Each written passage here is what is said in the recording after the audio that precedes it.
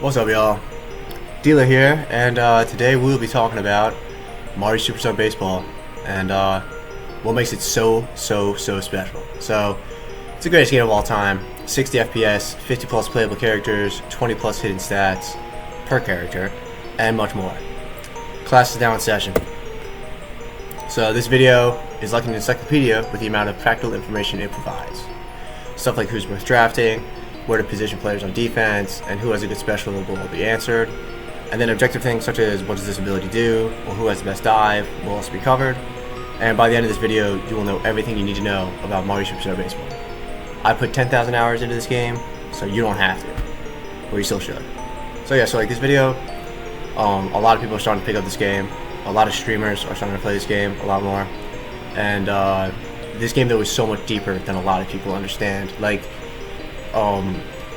even people who've been playing it a lot, even like people who grew up with the game and whatnot, like this community is so committed to the game that like I'll explain it. So here are the table of contents. So we're gonna start with an intro. What is Mario Superstar Baseball? Some gameplay basics, just in case you never played the game before, and you just want to know about the game, which is totally valid. So chapter 1, we're going to start with the true batting stats, and they are slap power, charge retention, reach, contact zones, trajectory, star swing, bunting, and notable batters. Then chapter 2, we're going to talk about the pitching stats: curve control, pitch speed, charge pitch speed, cursed ball, pitch delivery, star pitch, and notable pitchers. Chapter 3, true fielding stats: dive range, speed, which doesn't really sound like a fielding stat, but I'll get into it when I get there. Arm strength, hitbox size, which is like the size of characters, weight, error chance, notable fielders. Chapter 4, I'm going to talk about special abilities, which every character has. They all have at least one of these. Sliding catch, laser beam, body check, super catch, wall jump, super jump, clamor, quick throw, ball dash, unique dives, and hidden abilities. Chapter 5, I'm going to talk about chemistry. It's just another mechanic in the game. Chapter 6, I'll go over detailed positional breakdowns, like what each position calls for specifically, so that you know how to position your defense. Chapter 7, unique stadiums, even without hazards. We found a way to disable hazards, even though Mario Stadium is typically the only one without hazards. And all the stadiums are Mario Stadium, Peach Garden, Wario Palace, Yoshi Park, DK Jungle, and Bowser Castle. And then I'll end with a little conclusion, talk about how the meta has evolved, go over the community power rankings, and if you're interested in joining the community or playing the game at all, I'll point you in a direction for some other resources. So what is Mario Superstar Baseball? Mario Superstar Baseball, it's a Mario spin-off baseball game released on the GameCube in 2005, so it's a pretty old game. I kind of don't like thinking about how old this game is. Has a large character roster, 56 total characters, countless unique mechanics, which I'm excited to get into. Simple controls make the game easy to learn. True. High learning curve makes it a great comp game and gives it infinite replayability, which is awesome. It runs at a smooth 60 frames per second, which also allows for precise inputs. So, what's the significance of 60 FPS? Well, it stands for frames per second, and you can think of a frame as a measurement of time. So like 60 seconds in a minute, 60 frames in a second for a 60 FPS game. And a frame is also the shortest measurement of time of the game. So it's like, if you were to go like as slow as possible through like a replay or something, like the game goes frame by frame, and each frame in this game is a 60th second.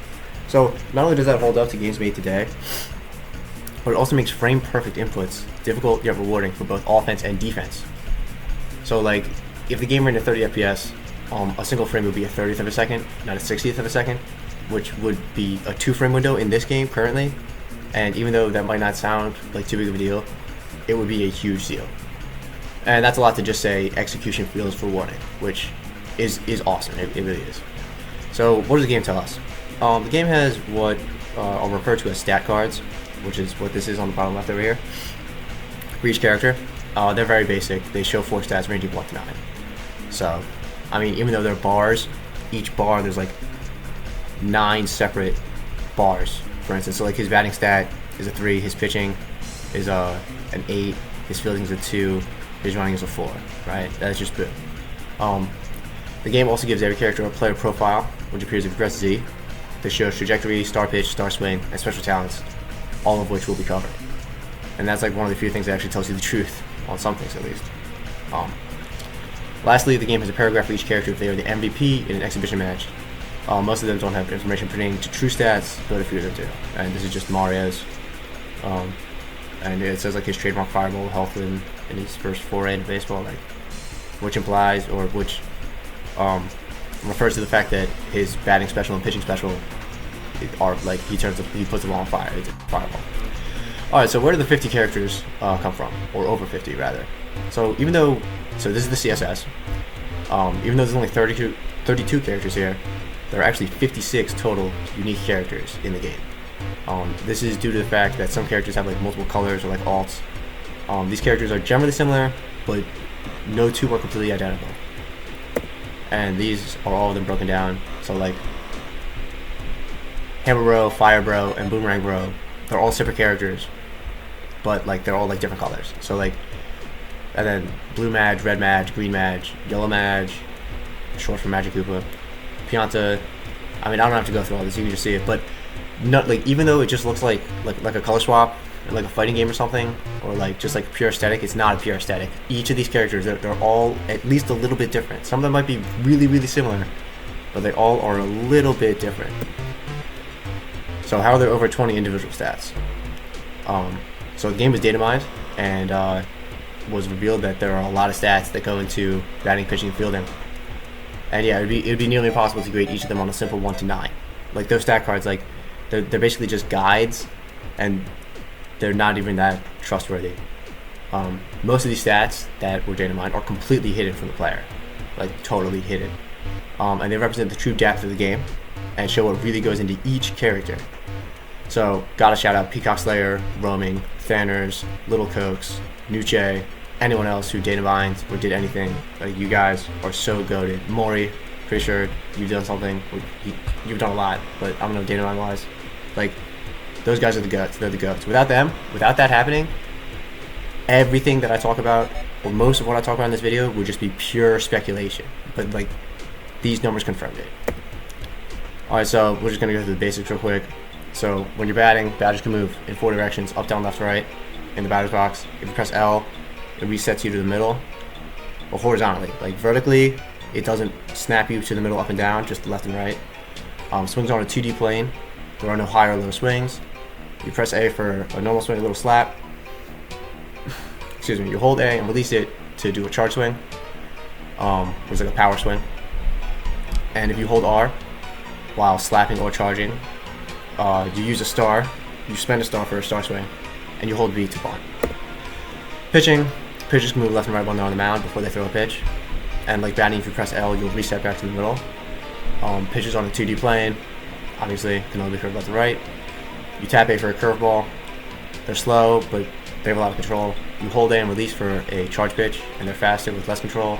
And if you hold A and let go at like the perfect time, you get like a perfect fastball, or like the fastest pitch that character throws. It's like a fastball, basically, right? But that's to say that like not all charge pitches are the same speed, but they still have a lot less control than a normal curveball or just an uncharged pitch. And similarly with batting, if you hold R while pressing A, you'll use the star pitch. And also if you hold A for a charge pitch and you hold R, you'll still get a star pitch. Fielding basics: use the control stick to move fielders. You use up, down, left, and right to choose what base you throw to. So like if you hold up, you throw to second. If you hold right, you throw to first. Left, third, down, home, right. You mash B to dash, which is very, very, very important, especially in the outfield. While you're dashing, you press A to dive. If you're not dashing, you press A to jump. There's a little bit more that goes into that. If you're not dashing, the ball's about to land, it'll give you a dive. So it's kind of tricky, but yeah. All right, so here we go. Batting. This is my favorite aspect of the game, and possibly the part with the most depth. So we're gonna go over slap power, charge retention, reach, contact zones, trajectory, star swing, and bunting. All of these are stats that every character has. Some of them with multiple aspects to them. So slap power tells you how far a slap hit will travel. It's not really that important by itself. Almost all these other batting stats play a larger role, but it's still there, and it still is somewhat important. Charge power is how strong charge swinging is. Duh. This stat is very important though, because not many characters can go for home runs. Like, most characters, if you charge swing, they'll just hit like a deep pop fly essentially. Like, only a few characters can actually hit home runs relatively consistently. So charge retention. Did I skip something? No. Okay. Sorry about that. Charge retention. When you hold A for charge swing, the character gains charge until it reaches max charge, 100%, and then after some time, it starts to go down. Specifically, it goes from the charge power value toward the slap power value of the character. So that is something that makes slap value a little bit important. And this power meter that goes up to 100 as you charge, you can't see it in game. If you're in practice mode, it'll show it, but like if you're normally playing a game, you don't see that. And the amount of frames it takes to reach max and stay at max varies. That's not consistent across the cast, which is pretty sick. So for example, Mario takes 30 frames to reach his full charge, and it takes 30 frames for it to start to deplete or decay, compared to PD, who takes 40 frames to reach max charge and only retains it for 20 frames, and then it starts to go down. So here we go. We got charge power here. Very important stat. As you can see, Bowser and PD have the highest at 95. Also, bear in mind that the batting stat value, remember those stat cards, it's just a range of 1 to 9. But like, look at this. Look at all these different values. So, Bowser and PD the strongest. Fiber is the next strongest. I mean, I'm not going to go over it too much, but like, this alone is a lot, you know what I mean? And like, by hitting from the player, like, who the hell is ever going to figure this out from just playing the game? Like, from playing the game a lot, you do realize that obviously Bowser and PD crank dingers, but like, we didn't know that Hammer Bro had more charge power than DK because they have the same in-game batting, the same as Wario, which is the same as Bowser Jr. Toad's all the way up here. He has the same in-game batting as like Luigi and Yoshi and Red Mage. Like, it's just crazy. But yeah, so these are the charge power values. I mean, I'll go over notable batters later, so I'll talk about who the home run hitters are. But yeah, and these are the slap power values. So like I was saying, after it reaches max charge, it goes from charge power to slap power, right? So for Bowser, it goes from 95 to 60. Also, Waluigi's over here with 1 charge power, which is also pretty funny. Also, you can see the slap power for Hammer Bro and Fire Bro. I'm not trying to rock this thing. Are very low. So it goes to show that, like, if you try slapping with them, like, the ball's gonna go nowhere. But yeah, some other interesting things, like Pianta has 51. That's pretty weird. I don't know, but it's just this is a stat that every character has, you know. And again, 1 to 9 on a stat card. So this is how long it takes to reach full charge in frames. So for DK, it takes him a full second to reach full charge. Like, when you start holding A to charge, it takes 60 frames for him to reach max. For Bowser, it takes 50. That's a pretty long time. I mean, it's 5/6 of a second. Doesn't sound that long. In this game, that is a long time. Also, something interesting is Hammer Bro takes 45 to reach full, but Fire and Boomerang only take 30. Pretty crazy. But yeah, so the Paradox characters are up here with 40.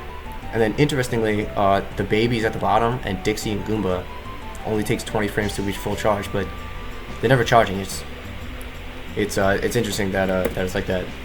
So this is how long they retain full charge. So Dixie and Goomba hold it for 40 frames. Why? Who knows? But yeah, so it's kind of like a flipped version of the other list, almost entirely. Except for some reason the babies only retain it for 10, and so does Toadette. But yeah, DK at the bottom, he only retains full charge for 1 frame, and then it immediately starts going back down. He's the only character, obviously, who is like that. Bowser only retains it for 10 frames. Yada yada yada. You can take a look at this too, if you really want to. You know, you can pause here. Obviously, this is meant to be like an encyclopedia of this video. All right, now let's talk about reach. So, movement in the box and overall reach with swings is not equal across the cast. Another hidden stat, and this is not implied in the batting stat either. More reach is good because it makes it more difficult for the pitcher to throw something unhittable. Sounds obvious, but I mean, some of these differences in reach are pretty crazy. Moving up in the box, so like I said, you can move up and back in the batter's box. Moving up gives you increased reach, essentially, right? Like, think about it. If you're all the way up in the box, like let's say you're a lefty, you're all the way up in the box and you're all the way in the left, like, you're going to have more reach on the outside than if you were all the way in the back and all the way to the left. You know what I mean? So it gives you increased reach, but it's at the cost of reaction time because you have to swing sooner. You know what I mean? If you're in the back, you have more time to react to see like where the pitch is going. Conversely, moving back in the box gives you more time to react, but reduces effective reach. So something else interesting about the game. Trimmed bat increases reach. So trimmed bat is this thing where like these 3 characters here, or I guess these 5 characters, their bat is special in the sense that like they don't have an inside part to the bat. Like when DK bats, he just punches it, right? So it's just his fist, right? Like it's not like a long bat. It's like skinny, right? Trimmed bat is like a skinny bat, right? And the characters that have it, they have more reach. So for example, Toad and Toadsworth, they have identical box movement. Like they could, like when you're all the way toward the play, it's the same. When you're all the way away, when you're like, it's the same. But because Toadsworth has trimmed bat, he has more outside reach. So trimmed bat, straight up gives you more reach. So this is the effective reach rank. So this is not box movement, right? So what that means is, like I said, with like Toadsworth, Toadsworth is all the way up here, 0.9 with Wario. And Toad's all the way down here with 0.7 with Mario. So even though they have the same box movement, his outside reach is so much better, you know? So that's why I specify that. But Bowser, for whatever reason, this game just loves Bowser. He's so privileged, as you're going to find out later. His reach is absolutely ludicrous. Like by far the most reach in the game. DK, Walu, Hammer Bro, including all the other bros. The reason why I have the Toad variants down here is because they literally have a different value. They have the worst reach in the game by far. I don't know why it's different from normal Toad, the blue, green, yellow, purple, but it is. But yeah, so like basically for this, that DK tier has like ludicrous reach. Wario and Toadsworth have insane reach, so does Madge. And then like, so we have these 2 chunks here at the 0.8 and the 0.7. Those are like the 2 ranges that like, those are like the barometers basically. So like 0.8, I would say that group has like good reach. Like it's tough to pitch something unhittable to them. And then Daisy's like in between, the only character in between. Again, who the hell knows why? And again, that probably doesn't, well, that actually might have got discovered. But anyway, then you got like this like Mario tier. This is like the average reach tier, I would say. Like average, and then like good, and then above Luigi is like great, you know?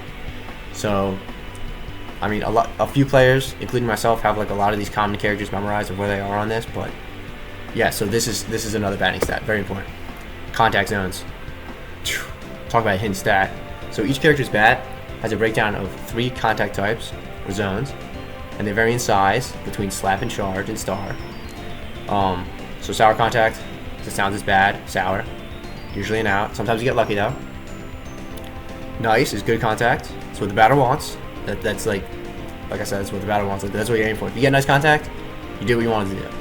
Perfect contact. Now, if you're charging and you get perfect, it's usually a home run. But when you get a perfect slap, there's like, I don't know if it's like an issue with the code or something, but for whatever reason, they feel worse than nice contact slaps, which is interesting. I mean, obviously they can still sometimes fall for hits, but they oddly just feel worse. And these zones typically change when you switch a handedness. So like righty Mario and lefty Mario, as you're going to see, they have different contact zones. Who the hell is figuring any of that out? Nowhere in the game do they even mention anything like that either. So trim bats have virtually no sour on their slaps, and they have larger perfect contact zones on their charges, which is noticeable if you play. That is something I did pick up when I played, but again, you can't prove it. Alright, so here we have some visuals. I think Roaming came up with these, so shout out to him again. Mario, as you can see, his slap contact zones differ when he's a righty, which is over here, versus a lefty over here, right? And as you can see, the perfect contact zone is bigger on the slaps. Down here we see DK, his slap, like, there's a very tiny, like, sliver of red on the left for a sour contact slap. And as you can see, his charge and slap perfect zones are the same. And as you can see, it's way bigger than Mario's perfect charge contact zones. So we're gonna look at a few others. So Bowser, I mean, like who the hell, how is this green lit? I mean, just look at this. Like yellow is good. Yellow is good, and look, charge and slap. I mean, you never slap with Bowser, but like look at this. Like what the hell is this? Also, something to note is this like stretchiness of the numbers. Like this means that like these numbers refer to contact quality. So 100 is perfect. But as you can see, like, look at this huge range that's between 90 and 100 for Bowser here. And you look down here at Petey, this range is so much tinier. So PD, this is like a normal or more normal breakdown of contact zones, and even his charge contact zone is slightly different from righty to lefty. And as you can see, oh wow, Bowser's perfect charge zones are larger than I thought. But anyway, as you can see, they're still smaller than DK's. Right? We got DK's here, we got PD's here. Like, it's like night and day. And then two more, we got Waluigi, we got Toad. So this really shows the differ in the handiness. Like, anytime you have Walu on your team, he's got to be a lefty. Look at that. Anytime you have Toad on your team, he's got to be a righty. Like, it's just night and day. Like, just like, look at this. And this stretchiness, by the way, the contact quality matters a lot more for charge swings than slap swings. So optimal batting handiness. So if you're ever wondering, like, oh, like, which is better, without like having to like manually search all of them up, this is it right here. And as you can see, there's credits already down here on the bottom right, but fascinating stuff. So this is a breakdown, a ranking of nice contact slap zones. So number of blocks, that's like these little squares here. I like counted them and I rounded them. They're not all perfect, but so this is for slap swings, for uncharged swings. So DK and Toadsworth, 20 out of 20, like basically like perfect. Like there's, I don't think Toadsworth can sour on a slap at all. Actually, I've never seen it. I don't think I've ever seen it in my life. DK, you saw the tiny little sliver. Like, he's probably not souring at all. Then we got Walu, Boo, and Toad. Boo also, by the way, has insane reach, and so does Walu. So they have insane reach and they have insane contact zones. Makes it very hard to pitch to them. Peach shockingly has a lot of a huge, nice contact zone, despite having horrible reach. Monty has great reach, but we'll get to later why Monty is not a good slap hitter. But yeah, so most of the characters that you can see just have 10, but a few of them have a little more. And this is also assuming optimal batting handedness. Like, I mean, I figured I'd say that. So this is for charge. So slap values are the same, except for Bro being like Hammer Bro, Fire Bro, Boomerang Bro, but you should never be slapping with them. So this is for the charge. So 19 out of 20 blocks for Bowser. Like, getting sour contact with Bowser, you have to like try to do that. Like, that's difficult. Hammer Bro, Boomerang Bro, Fire Bro, also very small. Sour.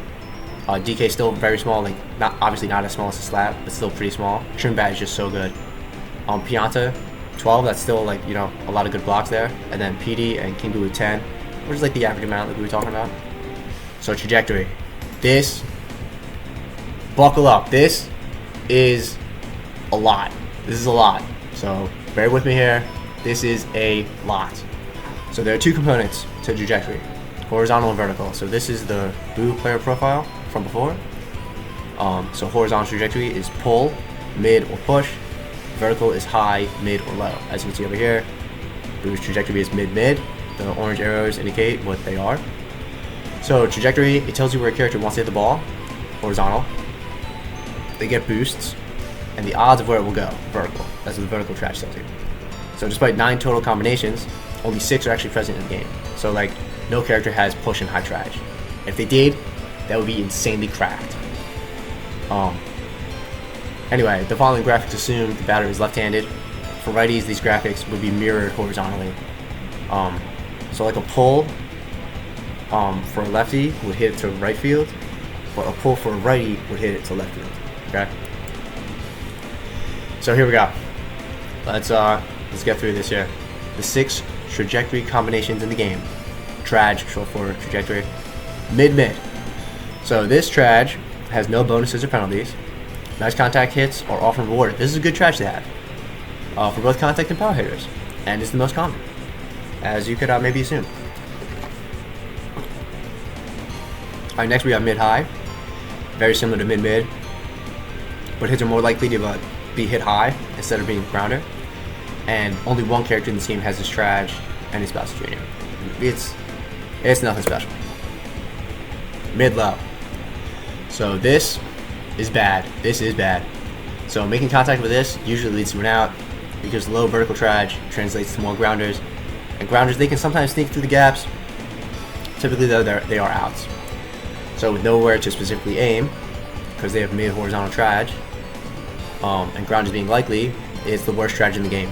and it's what Monty has. I was talking earlier, like Monty, he has insane reach, he has insane contact zones, but he has mid-low traj, which sucks. Push low. So again, assuming it's a lefty, so they're pushing, as you can see on the graphic down here to the left. So this traj rewards hits that are pushed with a speed and distance bonus, and it penalizes hits that are pulled by reducing the speed and distance. So what that means is, like, if you swing late and you push it and you hit it that way, like if you're a lefty and you have this traj and you hit it to the left field, you get a bonus. The ball travels faster and further, which is good. But if you pull it, there's like a drawback. It's like, it's not just all good. Like there's a drawback, and the cost is if you pull it, it goes less distance, and the ball itself like travels slower, so it's easier to catch. So push slaps have good odds for a base hit, because like I said, it's sped up. It gets to the gap better. Overall, one of the best trajectories in the game. It is very good. So pull high. This traj is where it's at. This traj rewards hits that are pulled with increased speed and, more importantly, distance. Those things get crushed. But it comes with a penalty to hits that go the opposite way. So it's like the opposite. I mean, it literally is the opposite of push low. It's pull high. So the high vertical traj means that hits are likely to be high. Like when you make contact, odds are it's going up in the air. That's what you want. At least for a power hitter. Fantastic traj for power hitters, because they're likely to hit it high, and if they pull it, it's going to go further. It's exactly what you want. A home run, you want to hit it far, you want to hit it in the air. So pull low. So this is similar to pull high. Pull hits go further, the same exact bonus to that, but the low vertical traj means fly balls are especially less likely. So like with the mid-low, you're probably going to hit a grounder, right? Overall though, it's not a bad traj, but it is objectively worse than pull high for hitting home runs, because, I mean, just look at it. You're more likely to hit it low than high. You got to hit a high for a home run. A grounder or a low liner is never going to be a home run. So this is the nitty gritty right here, and it looks kind of confusing maybe, but we're going to walk through it. So this is exact odds for vertical trajectory for mid trajectory slap swings. Okay, that's why it says slap on the left. So sour contact, we don't care. If sour contact, left sour, that means like left of the center. When we were looking at the contact zone things, left of the center, sour. We don't care. You're probably going to be out. Right sour. By the way, outside sour does not exist for normal bats. Outside sour only exists for trim bats. That's like another trade-off with the trim bat. Like they have no inside at all. So like if you like quote unquote like jam when pitching to DK, like you pitch it far inside, he swings, he just whiffs. He still has like a little inside sour on the inside of his glove, but he also has an outside sour. But normal bats like Mario, if you hit like the tip of his bat, like the very edge, you make contact, it's not gonna be sour. It's not gonna be sour. It's gonna be nice contact. So we don't care about these numbers of left sour, right sour. We don't care about that. This is what we want: left nice and right nice. Nice contact on the left side, right. Nice contact on the right side. These numbers are identical, so we can just look at one of these columns. So these are angles, right? 4.39 angles to 13.18 out, or angles, degrees. 4.39 degrees. What am I saying? So that's low, you know? Like, you know, remember in school, like a protractor, like you got the angles, you know, like a 90-degree angle is like this. You're not hitting 90-degree hits in this game. That means straight up. But like the lower the angle, the lower the degrees, the lower the angle, right? So this top one, 4.39, that's the odds of a grounder. 20% odds of a grounder when you make nice contact with a mid trajectory slap, okay? And 20% for a low liner, 20% for a good angle hit. Like these two are what you like.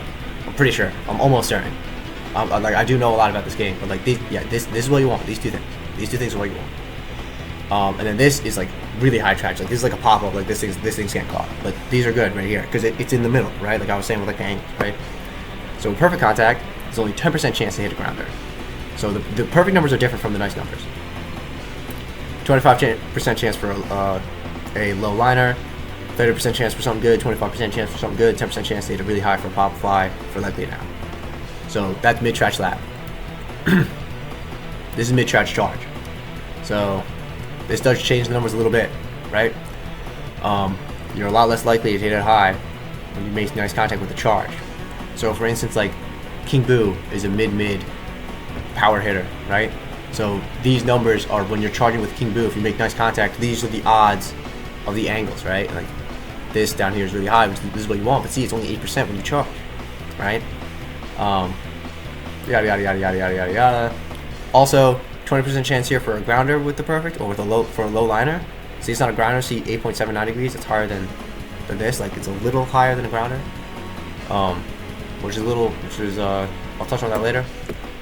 So high trash slap, as you can see, the odds for a grounder and a low liner are so low. 10% chance total, but 35% chance to hit a pop fly, which is probably going to be an out for most characters, but not all. So high trash charge, as you can see, 33% chance to hit a high, only 5% chance for a grounder, but a 21% chance for a low line drop. Low trash slap. Look at this. This is disgusting. 35% chance to hit a grounder, 40% chance to hit a low liner. Both of those, by the way, are horrible outcomes. It's 75% chance that you're probably just donezo, and that's with nice contact. Perfect contact, it's 5% better. Who cares? But yeah, so that's why low trash sucks. And this is low trash charge, 3% chance to hit it high. But I'll touch on why low trash charge doesn't completely suck, even though it looks like it does, because there's a 65% chance that you hit either a grounder or a low liner. So stick input, here we go. I said to buckle up, this is a lot. So, you're not completely hopeless to RNG in this game when you make contact with the ball. So, the odds of your trajectory can be influenced a little bit based on stick input on the frame of contact. And I have that in bold because, like I said, you can move in the box before the pitch, or during the pitch, right? You can move in the box. But on the frame of contact, if you tilt the direction of the control stick, you can influence the odds of where the ball goes. So if you hold down, the odds of the lowest bucket, which is the lowest range, which is a grounder, goes to 0%. You're holding down, you make contact, 0% chance of a grounder, 0%. Not only is it 0, it takes the odds of that and it adds it to the highest bucket, or like the highest range. So it takes the 20% chance, let's say for a mid-trash slap, it takes the 20% chance of hitting a grounder, and it takes that and it brings it up to make a high charge of 40% chance. Which, like I said, is probably pretty bad anyway, because it's a high pop fly, it's probably going to get caught, but that's how it works. So when you hold up, you take the odds of the 2 highest trash buckets. So, or the highest trash buckets, I should be putting down here for what I was just doing before. So, those are hitting it really high, and the second really highest, high angle, right? Angle, high. 2 highest. And they add that to the lowest bucket, to the odds of a grounder. So if you hold up, your odds of a grounder go up by not only the odds of the highest bucket, which is like a pop fly, but also by the second highest bucket. Pretty interesting. So if you hold left or right on the direction, on the frame of contact, there's a lot going on. If you hold left or right on the frame of contact, the horizontal bucket, which I haven't gone over yet, or haven't really shown you yet, changes, and the range overall moves closer to that side of the direction that you hold. So, where if you hold down, you're more likely to hit it high. You hold up, you're more likely to hit it low. If you hold right, you're more likely to hit it right. So like the up and down are inverse, but the right and left are like together. Like if you hold right, you're more likely to hit it right. If you hold left, you're more likely to hit it left. Okay. And you can do diagonal inputs. So you can hold like down and right, and it would increase your odds of a high trash, and it would move the ball more to the right. So you can, but you don't have to hold diagonal, right? Like you can hold just down, or just up, or just left, or just right. But you can also hold diagonal. So let's break this down a little more. So for charging, high trajectory characters have a 26% chance to hit a grounder or a low line drive, right? Those are the 2 lowest buckets. You can go back and look. That's what they are. 5% chance, remember for grounder, 5%. And remember when I said 21% chance for a low line drive. 5 plus 21 is 26. So that means that they have a 74% chance to hit it high. Like home run trash, like high enough to be a home run. And only 5% gets added to that highest bucket by holding down, because the lowest bucket is 5%, right? So then it makes it, it gives them a 79% chance to hit a high. It only increases level by 5%. I personally, when I play, I still hold down when I use high trash characters, but it doesn't make that big of a difference. Mid trash though, they get a 20% boost when you hold down, because that's what their lowest bucket is. And low trash gets a 35% boost when holding down. That's why I say that low trash charge characters are not hopeless, because if you hold down, you take that 35% chance bucket. Here, let me go back here. Low charge. We're looking at the nice numbers, okay? We don't care about sour. 35% chance, see? You take that and you add it to this, which is only 3% chance. You make that 38% chance now to hit it high, okay? Let's get back to... Okay, this is where we are. So, now let's talk about slapping. High and mid-trash characters, they have similar odds of getting good slap trash, as more often than not, they don't pop up a grounder, and stick input simply lets you pick your poison, as both the highest and lowest buckets are typically outs. Basically, like I was saying before, a grounder is likely to be an out. It's tough to get a grounder through. High trash is likely to be an out. Just pop fly, it's probably just gonna get caught. So you either hold up and you increase the chance of the grounder, or you hold down, you increase the chance of the pop fly. Well, low trash, they have high odds on grounders, or low liners, 75%, and they don't usually clear the infield of those hits. And if you hold down, you just increase the chance of hitting really high. So it's like they're kind of just screwed, you know, like their slaps just suck. So swing timing. The timing of the swing is what tells you the horizontal trajectory. Where the vertical trajectory, that's like pure RNG plus whether or not you hold up or down. But the timing of the swing does not influence the vertical track, right? But it does influence the horizontal track. So slap swings, we're getting in the nitty gritty here, okay?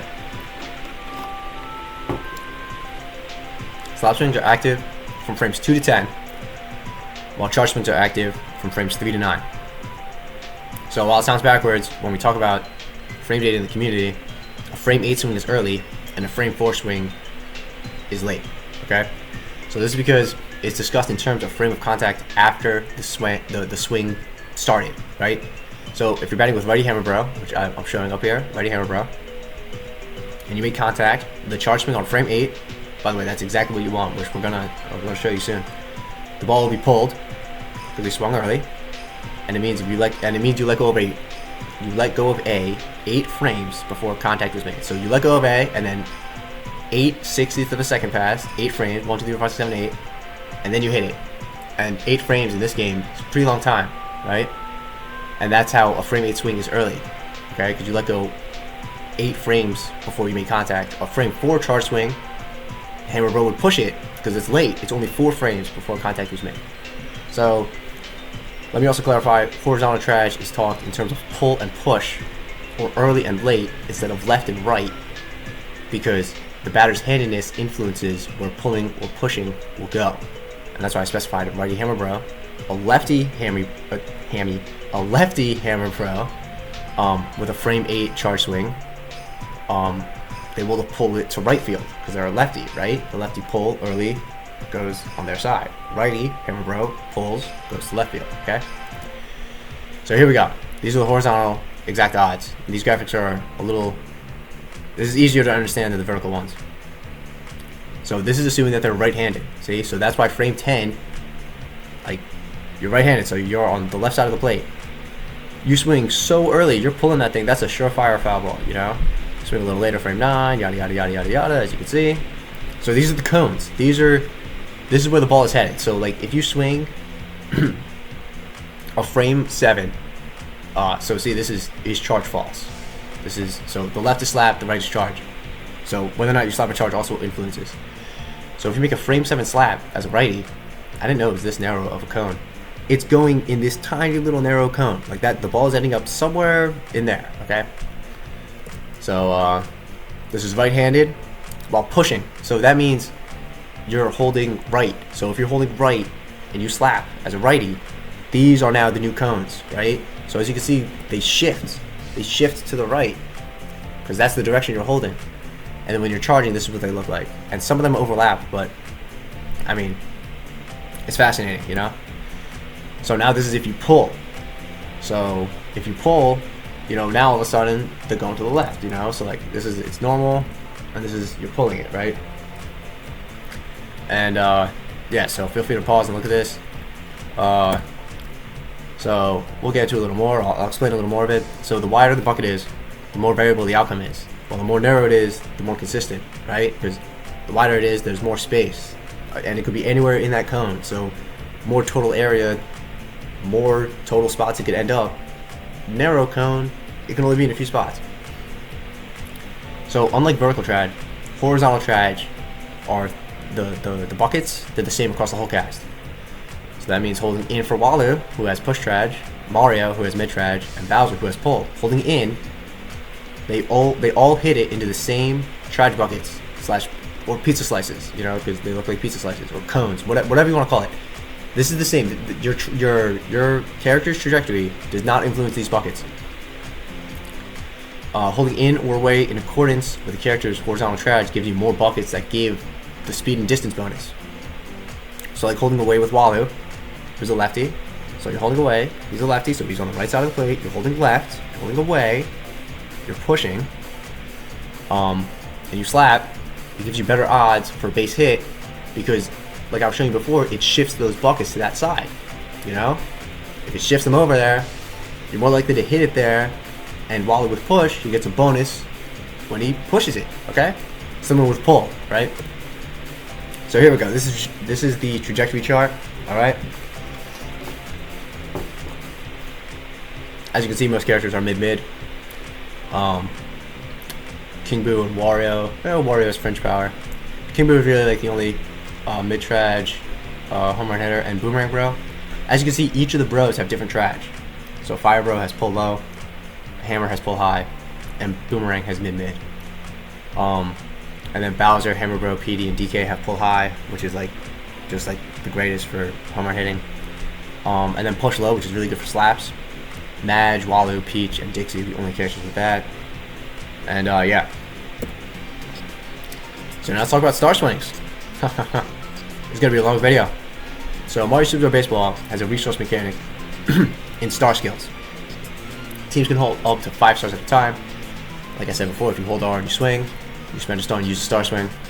Each captain pair, like Mario and Luigi, has their own unique star swing. And non-captain characters have one of 3 what we call generic specials, at least what I call them. And they are Grounder, Pop Fly, and Line Drive. So these are the captain star swing pairs. All these characters are captains in the game, like potential team captains, right? So Mario and Luigi, they hit a fireball that burns the field if he touches it. Mario's travels a lot further than Luigi's. Luigi's, you need really good contact for that to clear the infield. Peach and Daisy, it's like a heart ball for Peach, Daisy, or flower for Daisy, and they hit a pop fly that has no drop spot, which is like the circle with the stars that shows you where it's gonna go. And like the ball like disappeared, there's no drop spot, but like you can track it by the shadow, you can still catch it. It's like a one trick, especially the Daisy one. The Peach one is pretty easy to catch. Yoshi and Birdo, they hit an egg that bounces around. Birdo's travels much further, and it bounces higher when it bounces. Birdo's star is very good. DK and Diddy, they hit a banana that has a lot of curve. DK's has a lot more curve than Diddy's. Wario and Waluigi, they hit this like huge like stink bomb thing, and it breaks into 2, and one of them is the ball, and one of them for Wario is garlic, and for Waluigi it's like an eggplant. If you hit that when that falls, you get like stunned. Should never ever happen to you, by the way. Wario's travels much further. Waluigi special, it's like always in the infield. Wario's, if you get good contact, he can hit that pretty far in the outfield. Bowser and Bowser Jr., when they hit the ball intensity with Bullet Bill, that has a lot of pushback, and Bowser has more pushback. You should never star swing with Bowser in your life. Bowser Jr. star, I don't really think he's that good, but Bowser, you should always be charging with him. So, now, let's go over the generic ones. The Grounder.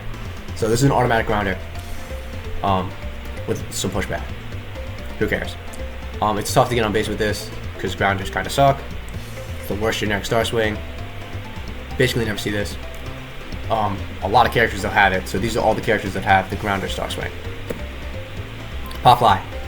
So this is an automatic Pop Fly, as the name implies, but usually it's not strong enough to be a home run. So it's kind of like an auto Pop Fly out, you know? Even with the strongest characters, unless you get like perfect contact, it's probably staying in the play.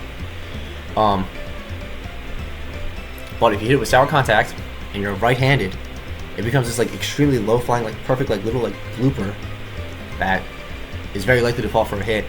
It's known as the Falcon Pop. despite it being a thing, you still don't really see pop flash star swings that often. And these are the characters that all have it. Here we go, line drive star swing. This is the coup de grace. This is where it's at. So this is an automatic low flying line drive. Moves quick. Line drive, quick line drive. This is the crown jewel of generic star swings. LDSS is one of the best offensive tools in the game. It really is. This thing is the greatest. The game full of RNG, we just saw all that trash, all that stuff I was just explaining. Having something so consistent is invaluable. It's invaluable. And it is by far the best generic star swing. It's seen every game. It's seen every game. And these are the characters that have it. So as you can see, every single Magic Koopa color has it, which is insane. Toadsworth, green Drybones, you might not be able to tell it's green. Green Noki, green Paratroopa, and weirdly Boomerang Bro. I'm also just realizing now something about trajectory. So, look here real quick. Perfect. So for perfect, there's only one bucket for really low trash. And like I said, if you hold down, it takes the odds of the lowest bucket and adds to the highest. So if you ever make perfect contact while charging, and you are holding down, it is automatic high trash. For low trash, whoops, high trash, see, and mid trash. Okay, just something to know. All right, had to mention that. Okay, bunting. So for whatever reason, there is an in-game bunt stat for every character. The higher this value, the less likely the bunt is to be a pop-up, which is good for the bunter. You don't want to pop up a bunt. So while bunting can be useful for scoring runs, the stat is mostly useless, but it's yet another stat that goes into every character. And this is the bunt quote-unquote power stat. Goomba and Paragoomba reigning supreme, which is, I guess, pretty cool to see.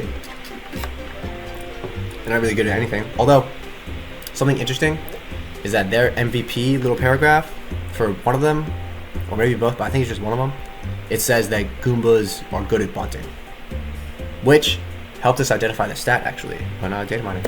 I say we, I didn't really do any data mining, but I did help discover some of the numbers once they found the numbers and they didn't know what they were associated with. Alright, here we go. So we got notable home run hitters. So Bowser, best home run hitter in the game. Extreme charge power, the highest, 95. Broken contact zones, as you saw. Broken reach, as you also saw. Pull high trash, best home run trash. Like, he's checking all the boxes and then some. PD, extreme charge power again. His contact zones are not as broken, they're still solid. He has good reach. Like I said before, he's in that Luigi tier. He has pull high charge as well. Hammer Bro, high charge power, so lower, I think it's 85. Great contact zones because of the trim bat. Great reach, trim bat, pull high charge. Say less. Fire Bro. So he has extreme charge power because his is 90. So Bowser and PD 95, Fire Bro 90, Hammer Bro 85. And even though it's just 5, it does make a difference. So great contact zones, identical to Hammer Bro. Great reach, identical to Hammer Bro. But he has low trash, so you have to hold down when you swing with Fire Bro. That's like the cost. That's the cost of the extra power you have to hold down. Boomerang Bro, he has high charge power, a little less than Hammer Bro. The same contact zones, the same reach, mid trash, and he has curve, so his hits they curve, which I'll talk more about later. King Boo, high charge power, less than Boomerang Bro though. Good contact zones, they're not as good. A little less reach, the same reach as PD though. Mid trash, and he also has curve hits. DK, high charge power, great contact zones, great reach, and pull high trash. So these are the notable slap hitters. DK, again, he probably has the best slap in the game. But for his slap, you want to push it. His charge, you want to pull it, obviously. But his slap, if you push his slap because of like the penalty to the distance for pushing, it like puts in like the perfect spot to fall in for a hit. Like I said, his reach is insane, and yeah, his trash pull high. Toadsworth, broken contact zones. Cannot sorrow when you slap with this guy. Great reach, trim bat, mid trash, good for slaps. Waluigi, fantastic contact zones. insanely good reach. Push low traj, great for slaps. Magic Koopa, good contact zones, great reach. Push low traj. Boo, fantastic contact zones, great reach also. Pitching to Boo and pitching to Walu is so tough. Mid traj and curved hits, which also helps for slaps. Toad, again, it's very hard to get Toad to sour, but his reach, he's in the Mario tier of reach, so it's only average. It's not good, it's average. Mid traj, which is good. So notable star swings, Birdo, average reach in that Mario tier. But if you get a good egg, you can get a potential extra base hit. And it does have some double play risk, but it's relatively low. For instance, if you have like a man on second or something, or like first and second, and you hit an egg like right to DK and he catches it, and he just whips it right to second, like, that could be a double play, but it doesn't happen too often. Mario average reach, same as Birdo. Potential extra base hit on the fireball. If you hit it through the infield, like if it gets to the infield, it gets to the outfield, you could get an extra base hit. But it has high double play risk, and there's an asterisk there because only with runners on first and second or bases loaded. Because if you hit the fireball and you have 1 or 0 outs and you have first and second, let's say, and it hits the infielder and it pops up, the defense can just let it drop. Because if you send the runners back, because it's gonna get caught, you know, like it hit the infielder, it just popped up, the pitcher's gonna mosey on over there and catch it. So you bring the runners back, right, as the offense, but then the defense lets it drop. Well, now you gotta advance. Boom, boom, easy double play. So it's like you kind of have to make a read as the hitter because, like, oh, should I send him? Well, now he just caught it. Now I have to get back. Now I'm screwed. So that's just something to keep in mind. DK, again, he just does it all. This guy, great reach, potential extra base hit on the banana because he hits it so far, especially if it lands and like bounces away from the outfielder, and basically no double play risk, minimal, like 0. If you double play on a DK banana, like you like fell asleep or something, like I don't even know. Luigi, so he has good reach. He's in the Luigi tier of reach, which is good. His star swing is extremely consistent because it's always a grounder, but you have to get good contact for it to actually travel pretty far, and you have to push it. You have to push it toward the third baseman, or else, like, if you pull it to the second baseman, because Luigi's a lefty, so if you pull it toward the second base, they can just like run backwards until the fire dies out, and just pick it up and throw you out. But when you push it, it's a further throw. So if you can hit your frames, I think it's a frame 4 is what you want for the Luigi star swing. If you can hit that, it's a very consistent single. Magic Koopa, great reach. His LDSS, potential extra base hit, because he has the push traj. So his push traj, when he pushes the star swing, it applies to the star swing too. Like that thing goes faster, goes even faster. Conversely, if you pull with the star swing, it doesn't go as fast, but it's still LDSS. It's still a line drive. It's still probably gonna get through, you know.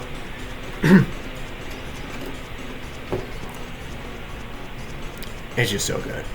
LDSS also, like, I just had to make this point. LDSS by itself is notable due to the level of consistency regardless of contact quality. So that's the thing, like, when you charge and you get sour, or you slap and you get sour, that kind of sucks.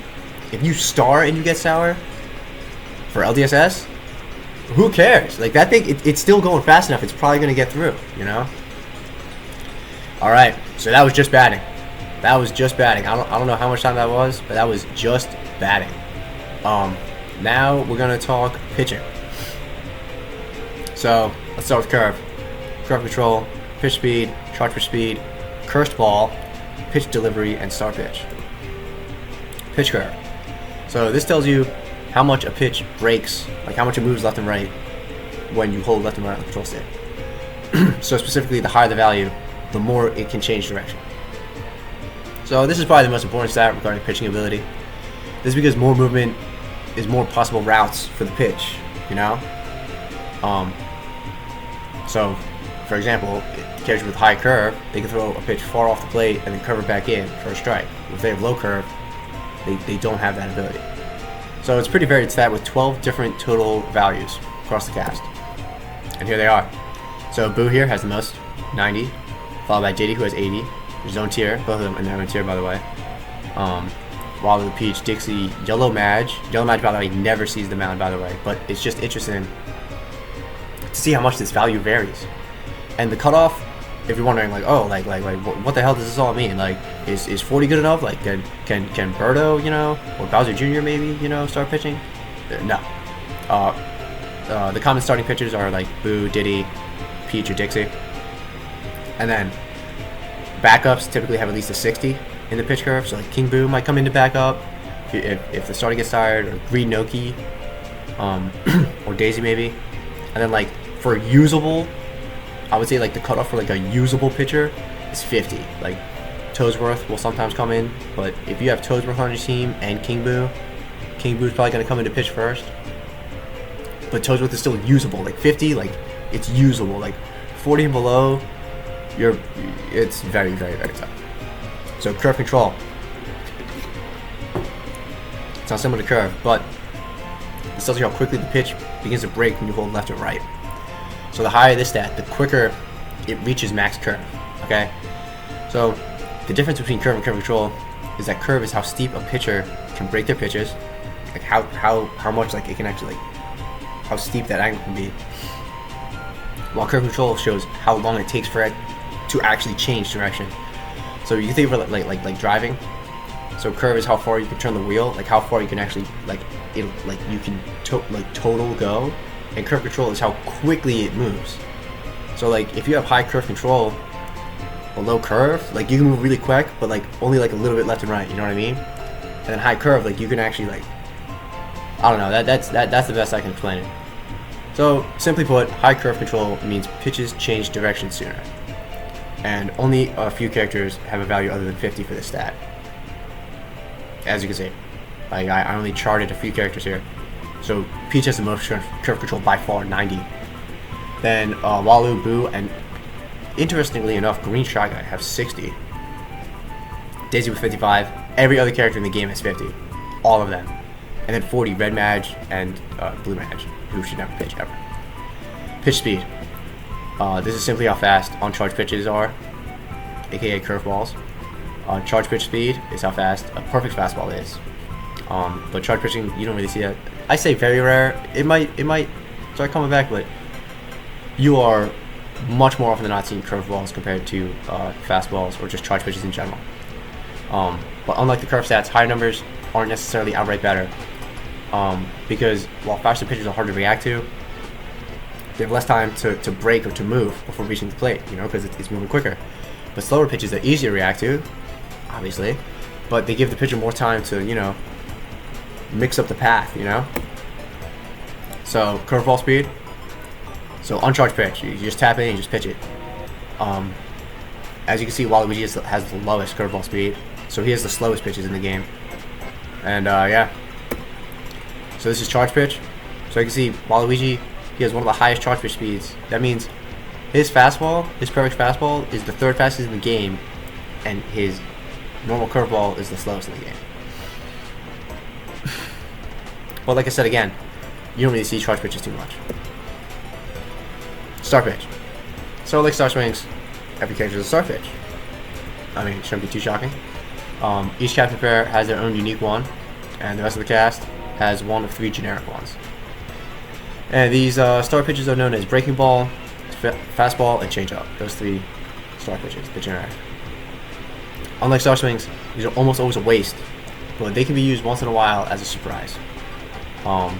Because using a star pitch also costs stamina. There's a stamina mechanic.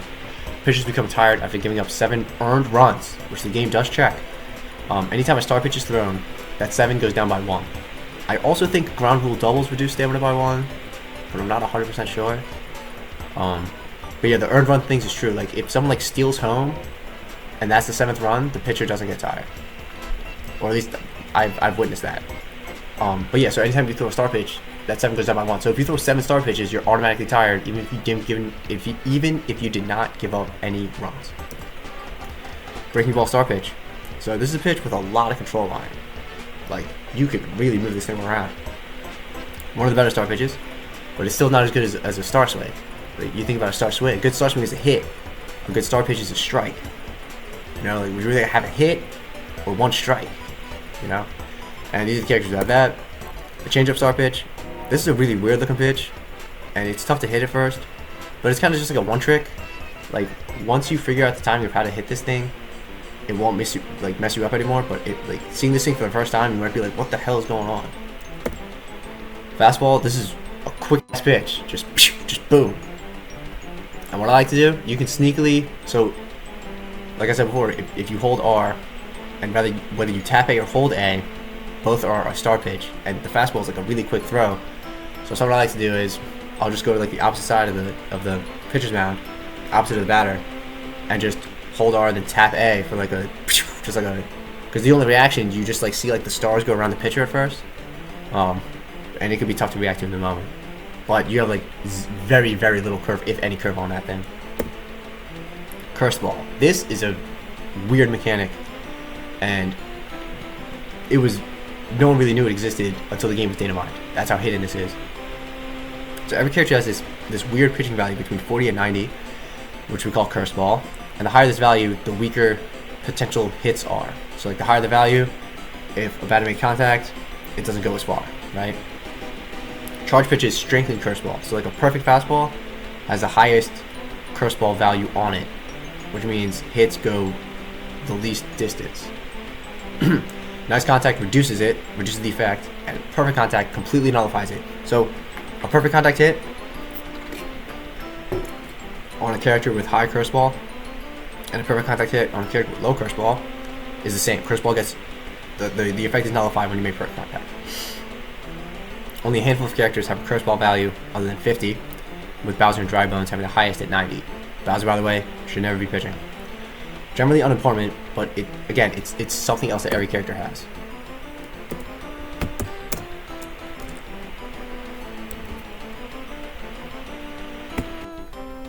Alright, we are back.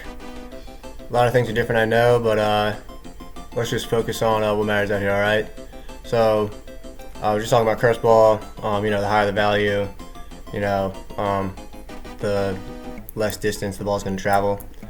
So this is an exact breakdown. So as you can see, very few characters here because so many characters, the value is 50. And here's Dry Bones' little MVP thing. So this is why we call it curse ball, because it was discovered in some random column when they data mined this. Yada yada yada yada yada. The last sentence. Dry Bones throws curse balls when he pitches. So that's why we call it that, because his value is 90, and I mean we can only assume that that's what that means.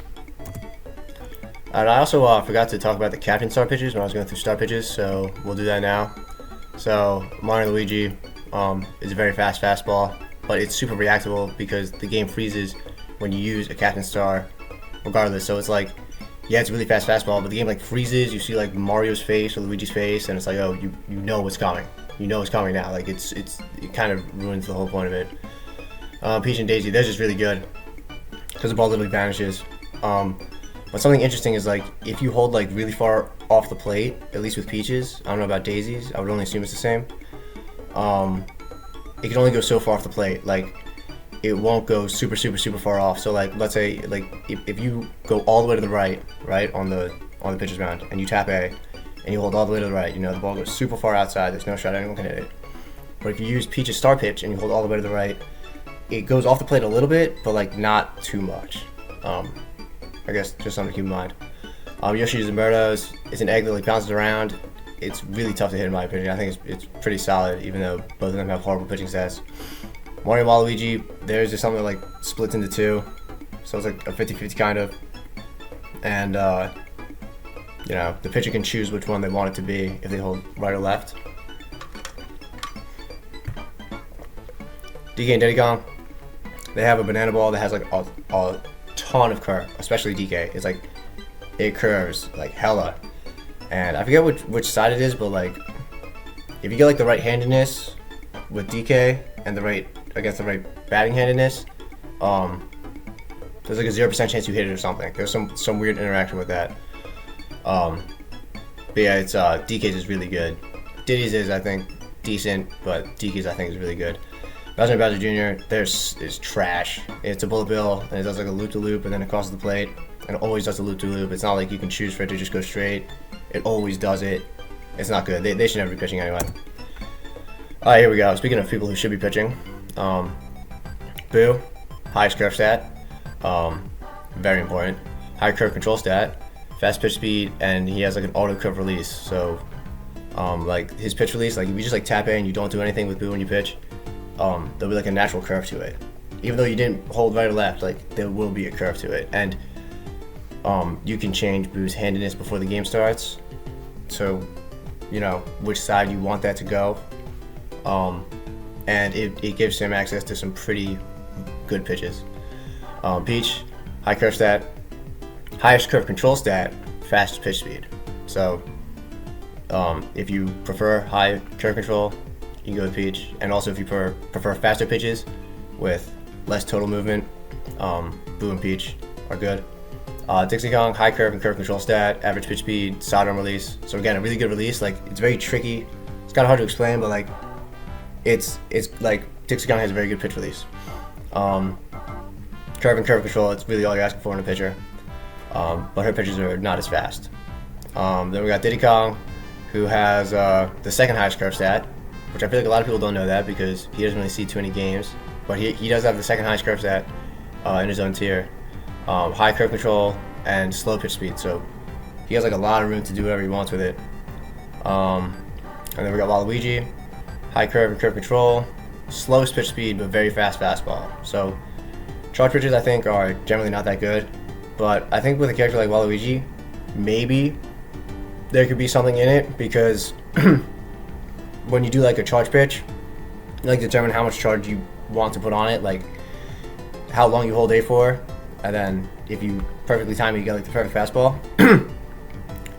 So Waluigi has like the most room there because his pitch speed is so slow, but his fastball is so fast, you know.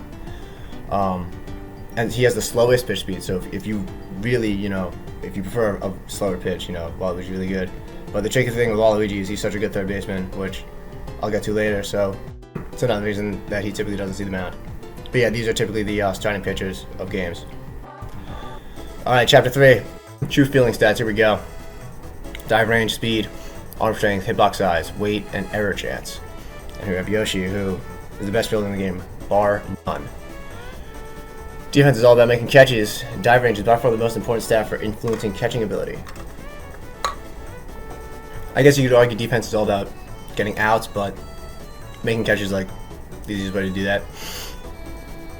So dive range specifically has very unique values for each character. It's not nearly as simple as like the game kind of makes it out to be.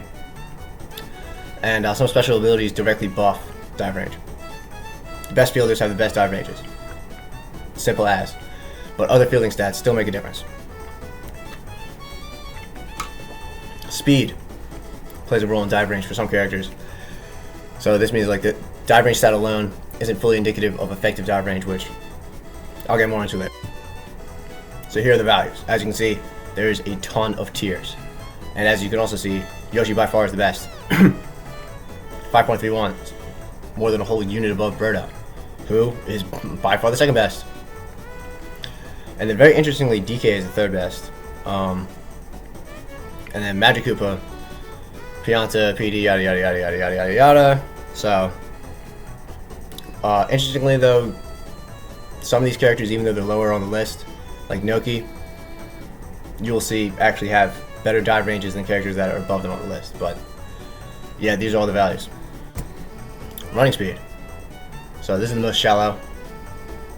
I mean, I guess that's not really too shocking because it's literally just how fast the character is. So it indicates how fast you are on the base path, but more importantly, how fast you are on the field. It affects outfielders the most, but infielders, it can still make a difference. And actual speed is not one-to-one to the speed stat. So like, just like take a look at this basically. So like, as you can see, let's look at the speed stat 40 to 50, right?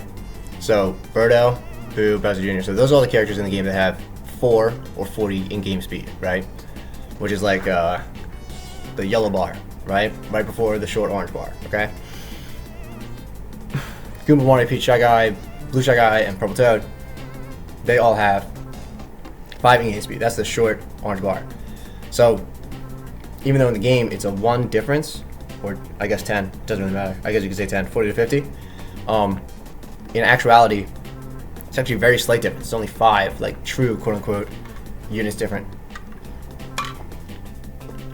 And as you can see, there's a huge jump between 5 and 6. So that's the short orange bar and the long orange bar. So Mario speed to Luigi speed, right? It's also listed.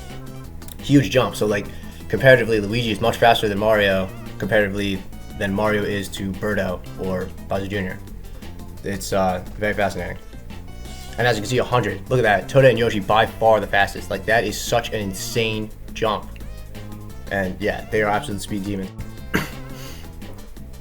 So, perfect steals. So, when you have a runner on base, you can press Y to steal. And if you press it right before the pitcher starts to throw a pitch, then it's a perfect steal. And you get like the yellow flash. And you get like a jump on it. So, it's just like a better steal, right? It's like timing the pitch, or like timing the snap in football. You're like timing the pitch. You're jumping right before they start to pitch it. But pitchers can press B if they ever have a runner on base to attempt a pickoff, and that can catch the perfect steal attempts. Last thing, so if you don't want to get caught on the pickoff, you can literally just wait for the start of animation of the pitch. But the drawback is you will never get a perfect steal. So here are the in-game speed values. So 9, 90, you could, wait, what the hell? 10? Yeah, okay, never mind. Yeah, so 9, 90 you could think on the other side. And I guess they were already on the other side, but this is like a simpler way of seeing it all, so yeah. As you can see, the blue variants are faster. You can already see just in the bottom row alone. Except for Boomerang Bro, who is the same speed as Hammer Bro, but they're very unique. You see Blue Toad and Blue Nokia are a step above the others. So here we go. Now this looks really confusing, but I'll simplify it best I can. So effective dive range. I was talking about before how like the dive range value alone is not the same as effective dive range. As you can see here, Wario is like third on this list here, but like all the way back here, he was definitely not third, 7th. So yeah, so this is like fascinating. So this is kind of like, I mean, it kind of tells you, it might like assume like a TAS level mash, but it's, I mean, if you just treat it as like a general indicator, you don't really have to take it as gospel. But like generally speaking, this is kind of like, this tells you, this is like a ranking of character dive ranges. So frames, so this is saying like how long the ball's in the air for, right? So like the longer the ball's in the air, certain characters are better.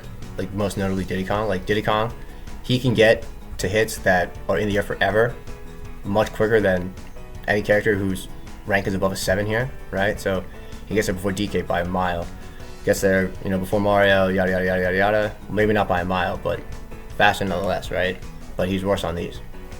So, yeah, you know, I mean, simply put, Yoshi has the best dive. Bird has the second best dive. Third best dive, Wario or DK, because there is a dive height. And for some reason, DK has the highest dive height. Every other character has the same dive height except for DK. And as you can see, he's ranked 3rd here on the 30 rank. So that's like right when the ball's hit, and like a lot of hits are going to be like that. Like this 240, like I mean that's 4 whole seconds. The ball's in the air for 4 whole seconds. How often does that happen? In my opinion, I don't really think too often. But yeah, then Wario, I say DK and Wario, they're kind of like in the same tier. But yeah, it's fascinating. Hitbox size. So this is the size of the characters, and they're unique. And there's multiple values. It's not just one value. It's not just like, oh, this character's hitbox size is like, you know, 3.4 or something.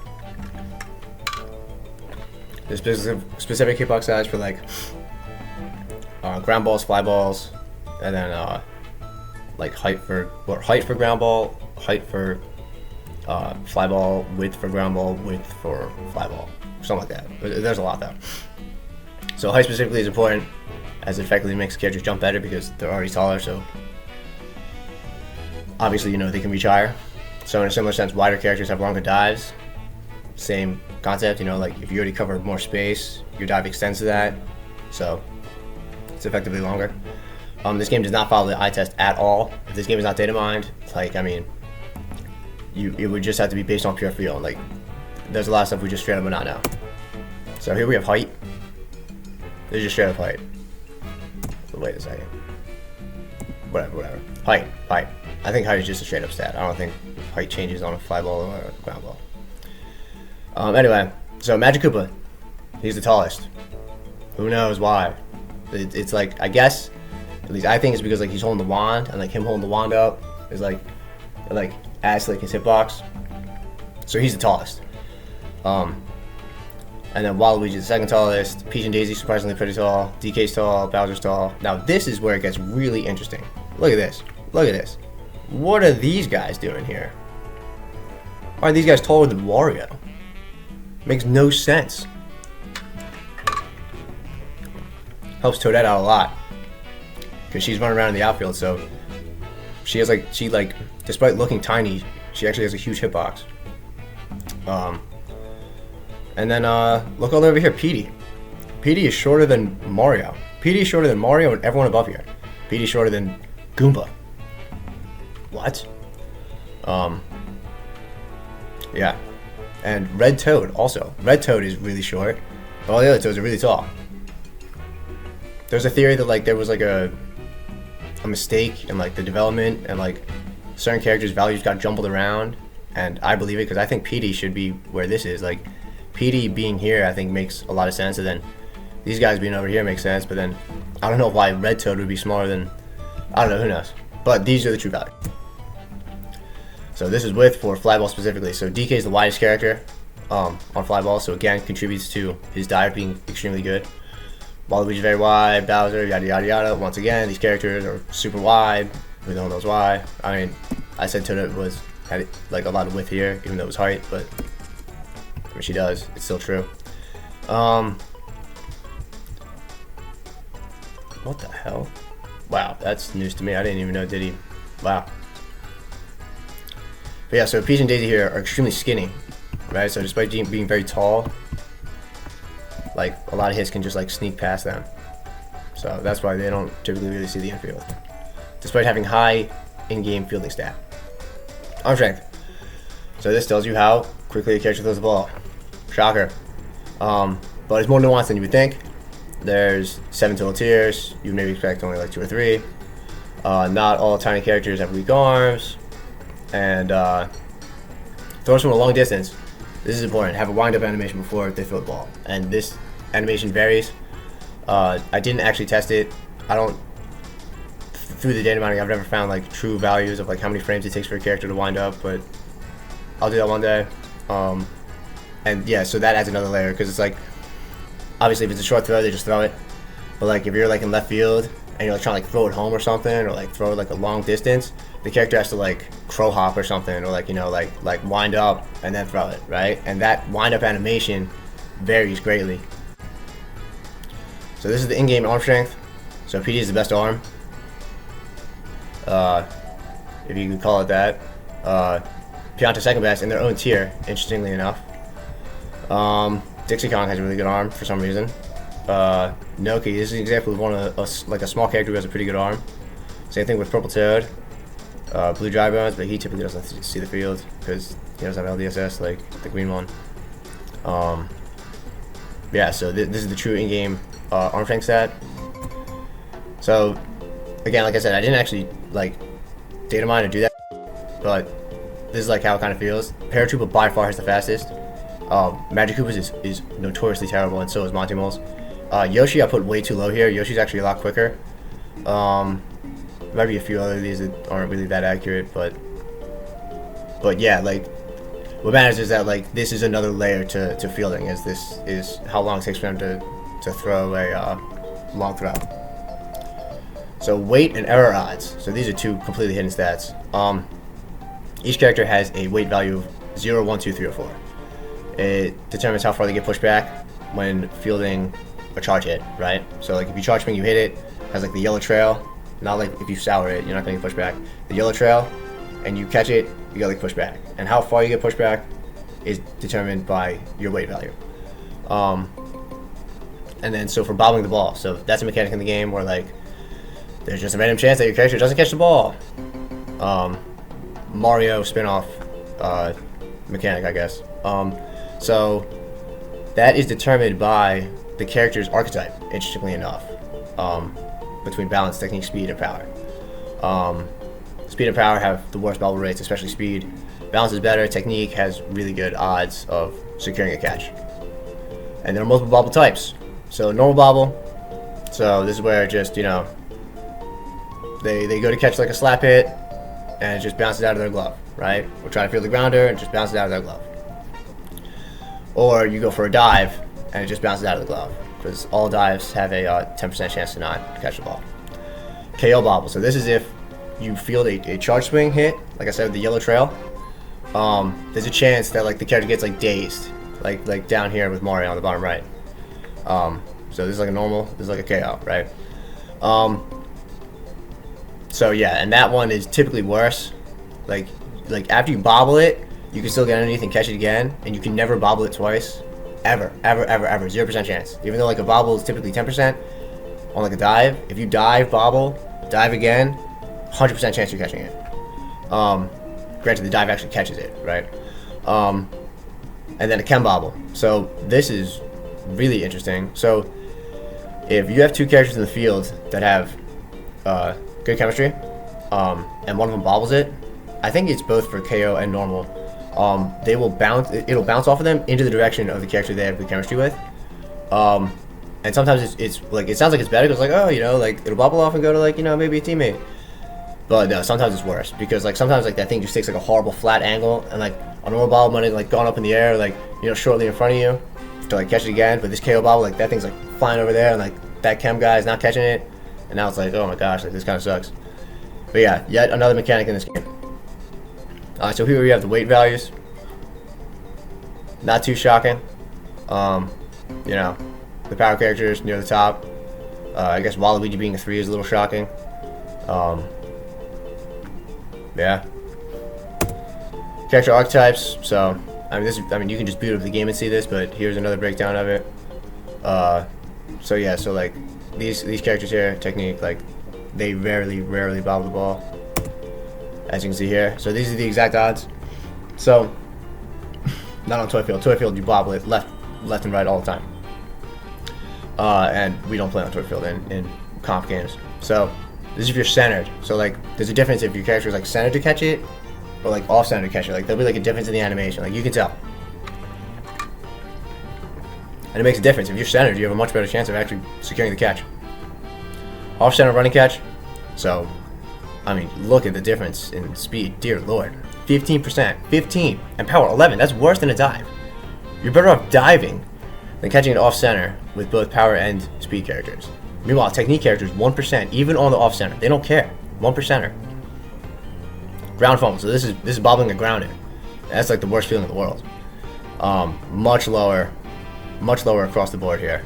Sliding is always going to be 10%, no matter what. Always 10%. But yeah, these are the true odds. Again, like completely hidden, fascinating layer to the game. So here we have the notable fielders. Yoshi, by far the best. Like literally, like in his own tier. Like such like a toxic character. I'm not even gonna lie. He has the longest dive. He's the fastest. His hitbox isn't even that bad. His arm strength is a little poor, but who cares? Who cares? This dude, he checks all the boxes. He checks all. I mean, I guess he technically doesn't. But like I said, who cares? Like coupling the longest dive with being the fastest character is just like insane. It's like something like you would mod into the game, but it's just natural Yoshi. Yeah. So Birdo, second longest dive, still really good. It's not a Yoshi dive, but it's still very good. Slow, not a huge deal. Typically playing the infield. Average hitbox, good arm. DK, third longest dive by true in-game dive values. Tallest dive, like I was saying before. Slow, doesn't really matter. Huge hitbox, great arm, laser beam, which I'll touch on later. That's a special ability. Wario, very long dive. He's slow. Large hitbox, good arm, sliding catch, yada yada yada. Sliding catch, that's another special ability. Noki is basically the same as Wario, except slightly smaller hitbox. Magic Koopa, his dive is crazy. He's the tallest character. That's really the big thing. Magical catch is also huge. His special ability, which I'll touch on later, but it's insanely good for defense. But his arm kind of sucks, and he is extremely slow. Waluigi, his dive kind of sucks, but he's a huge hitbox. He has super jump, which is really good for third base and first base. And because he's technique, he rarely bobbles the ball. Toadette, all this character is his defense. Her dive is average on paper, but she has sliding catch, so it's actually really good. Like the length of the dive on paper is average, but sliding catch makes it a lot better. She's the fastest, tied with Yoshi. Huge hitbox for some reason. Poor arm. I mean, whatever. Wall jump. Great special ability. And sliding catch. So here we go. Special talents. Also known as special abilities. Every character has at least one of these. 12 different ones in total across the game. 3 are character specific, meaning like only they have it. And these are like so influential. So influential. Chemistry. I touched on this a little earlier. A friendship mechanic that adds another layer to offensive defense. And bad chemistry also exists, like characters who don't like each other have a potential interaction on defense. We're going to talk about special abilities first. This, in my opinion, much more interesting. So we got sliding catch, laser beam, body check, super catch, wall jump, super jump, clamor, quick throw, ball dash, magical catch, tongue catch, suction catch, curved hits, and wall splat. Those 2 are special. I don't really... Well, I'll get into it later. Sliding catch. Fantastic ability. Greatly improves the character's diving catch. And like I said before, dives are very important. Allows dives to be initiated sooner. So like 15 frames soon to be exact. So you might be wondering like what does that mean? So that means like, let's say you have a character playing first base, right? And the batter hits like a hard hit grounder, right by first base, right? Let's say it's a charge swing, right? Charge swing, and it's low trad, so it's a grounder, and it goes flying by first base, like in the gap between first baseman and second baseman, but like close to the first baseman, right? It just flies by. You try to control the first baseman, you're mashing A to dive, and you see it fly by and you see them dive, but they're too late, right? That's if they don't have sliding catch. If they do have sliding catch, you know, there's a chance that they can dive sooner, so they have 15 more frames to actually initiate the dive to get the ball. So that like super hard hit grounder now, that sliding catch character is diving, 10% chance to bobble it, but 90% chances to grab that thing and then get it out. So yeah, pretty important. It increases dive range with a running start, which scales with the speed stat. So like if you like are running for a while and then you initiate the dive and you have sliding catch, your dive range gets increased compared to if like you barely move in the dive, but only with sliding catch characters. Normal characters, their dive range is the same no matter what. But if you get a running start, you like the dive range can get like crazy. And that's why it's important to have in the outfield, because in the outfield you're typically running up, you know, a longer distance before making a catch. One of the best special abilities in the game, but you still need a good dive range to fully utilize it. So like, I'm basically saying that just because my boy Shy Guy, they did him dirty in this game. His dive range is abysmal. I'm gonna go back and pull it up just to show you. Look at this. Above Monty Mole. Below Toadsworth. Look at this. The second worst in the game. Like what is that? So it's like, who cares? Who cares if he has, you know, if that scales? Who cares if that thing scales? He's not going anywhere anyway. So the dive range still matters. Sliding catch alone isn't just going to make you good. Laser beam. So this only comes into play if there's a runner between third and home, like on third base and beyond. If the character has laser and they throw it home, it gets like a velocity boost. And it scales. It's a multiplier. It's not like a flat bonus. It's a multiplier. So Waluigi's laser is weaker comparatively to like Pianta's, obviously, because Pianta has the highest arm strength across these characters. I would say this ability is a little underrated because it helps deny sacrifice flies. So like, let's say like, you know, you have runners in scoring position, or your opponent has runners in scoring position, and you know they're gonna, you know, charge with the next character, look for a sacrifice fly. You know, you can swap your defense, or you might already have one of these characters in like center field or something, and then you hope that they hit it to them, so that if they catch it, they can just laser it home and deny the sacrifice fly. Bowser for sure can do that because his windup is pretty quick. And even if they're not in the outfield, if they're playing like the middle infield or even the infield at all, and you relay to them, they can get it home. Like DK specifically, like there's a lot of hits where like you relay the ball through DK and he throws it home, and you're not getting there. But if it was Yoshi or Wario or Birdo, you would get there. Body check. This is a really interesting ability. So this gives characters a chance to hit the fielder off the base, like knock them off on non-force outs. except for first base. So you can't just take out the first baseman. It's force out. So this is chance based, and chance based. This is a chance, and it's based on the weight stat, like I was talking about before, which determines pushback. It also determines this. And this is the exact breakdown over here, as you can see. So like, if you have like Bowser, right? I you know, showed the weight stats right here.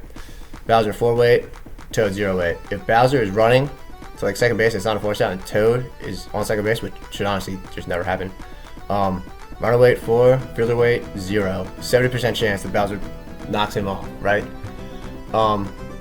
Is the only offensive special ability in the game. High risk, high reward, obviously.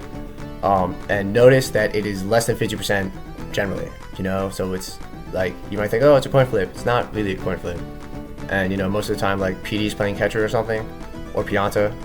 And they both, Pianta, I'm pretty sure, is a 3 weight, PD a 4, and 4, only a 35% chance.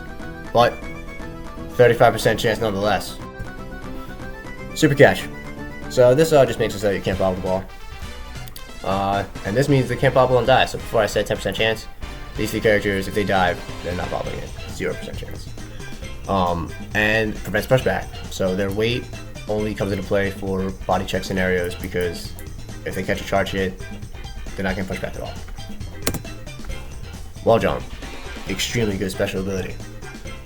This allows characters to catch potential home runs. Not all home runs are catchable. You knock the cover off the ball, they're not catching it, you know. And obviously it's insanely good because you can directly prevent runs. So almost always draft one of these a game, you know. Typically you see one on both teams every game. And it's just awesome, you know. They jump off the wall and they make a catch. Interestingly enough, the height stat matters. I think width for fly balls probably matters too, but height definitely matters. So like Toadette, because I think about this a lot. Toadette technically has the best wall jump, even though they all have wall jump. Speed also matters, because sometimes you have like a laser of a home run, like a real low flying home run. You gotta like get to the wall quick. Bowser Jr.'s probably not gonna get to that wall. Toadette probably will get to the wall. So Toadette has the best wall jump, because like I said, speed matters, but height matters too. Toadette's much taller than the babies, taller than all these characters. Interestingly enough, Bowser Jr. is taller than Mario and Luigi. Mario and Luigi are actually the same exact height, which sounds crazy, but I'll show you the Carfax right now. Here we go. Here we go. All the way down here.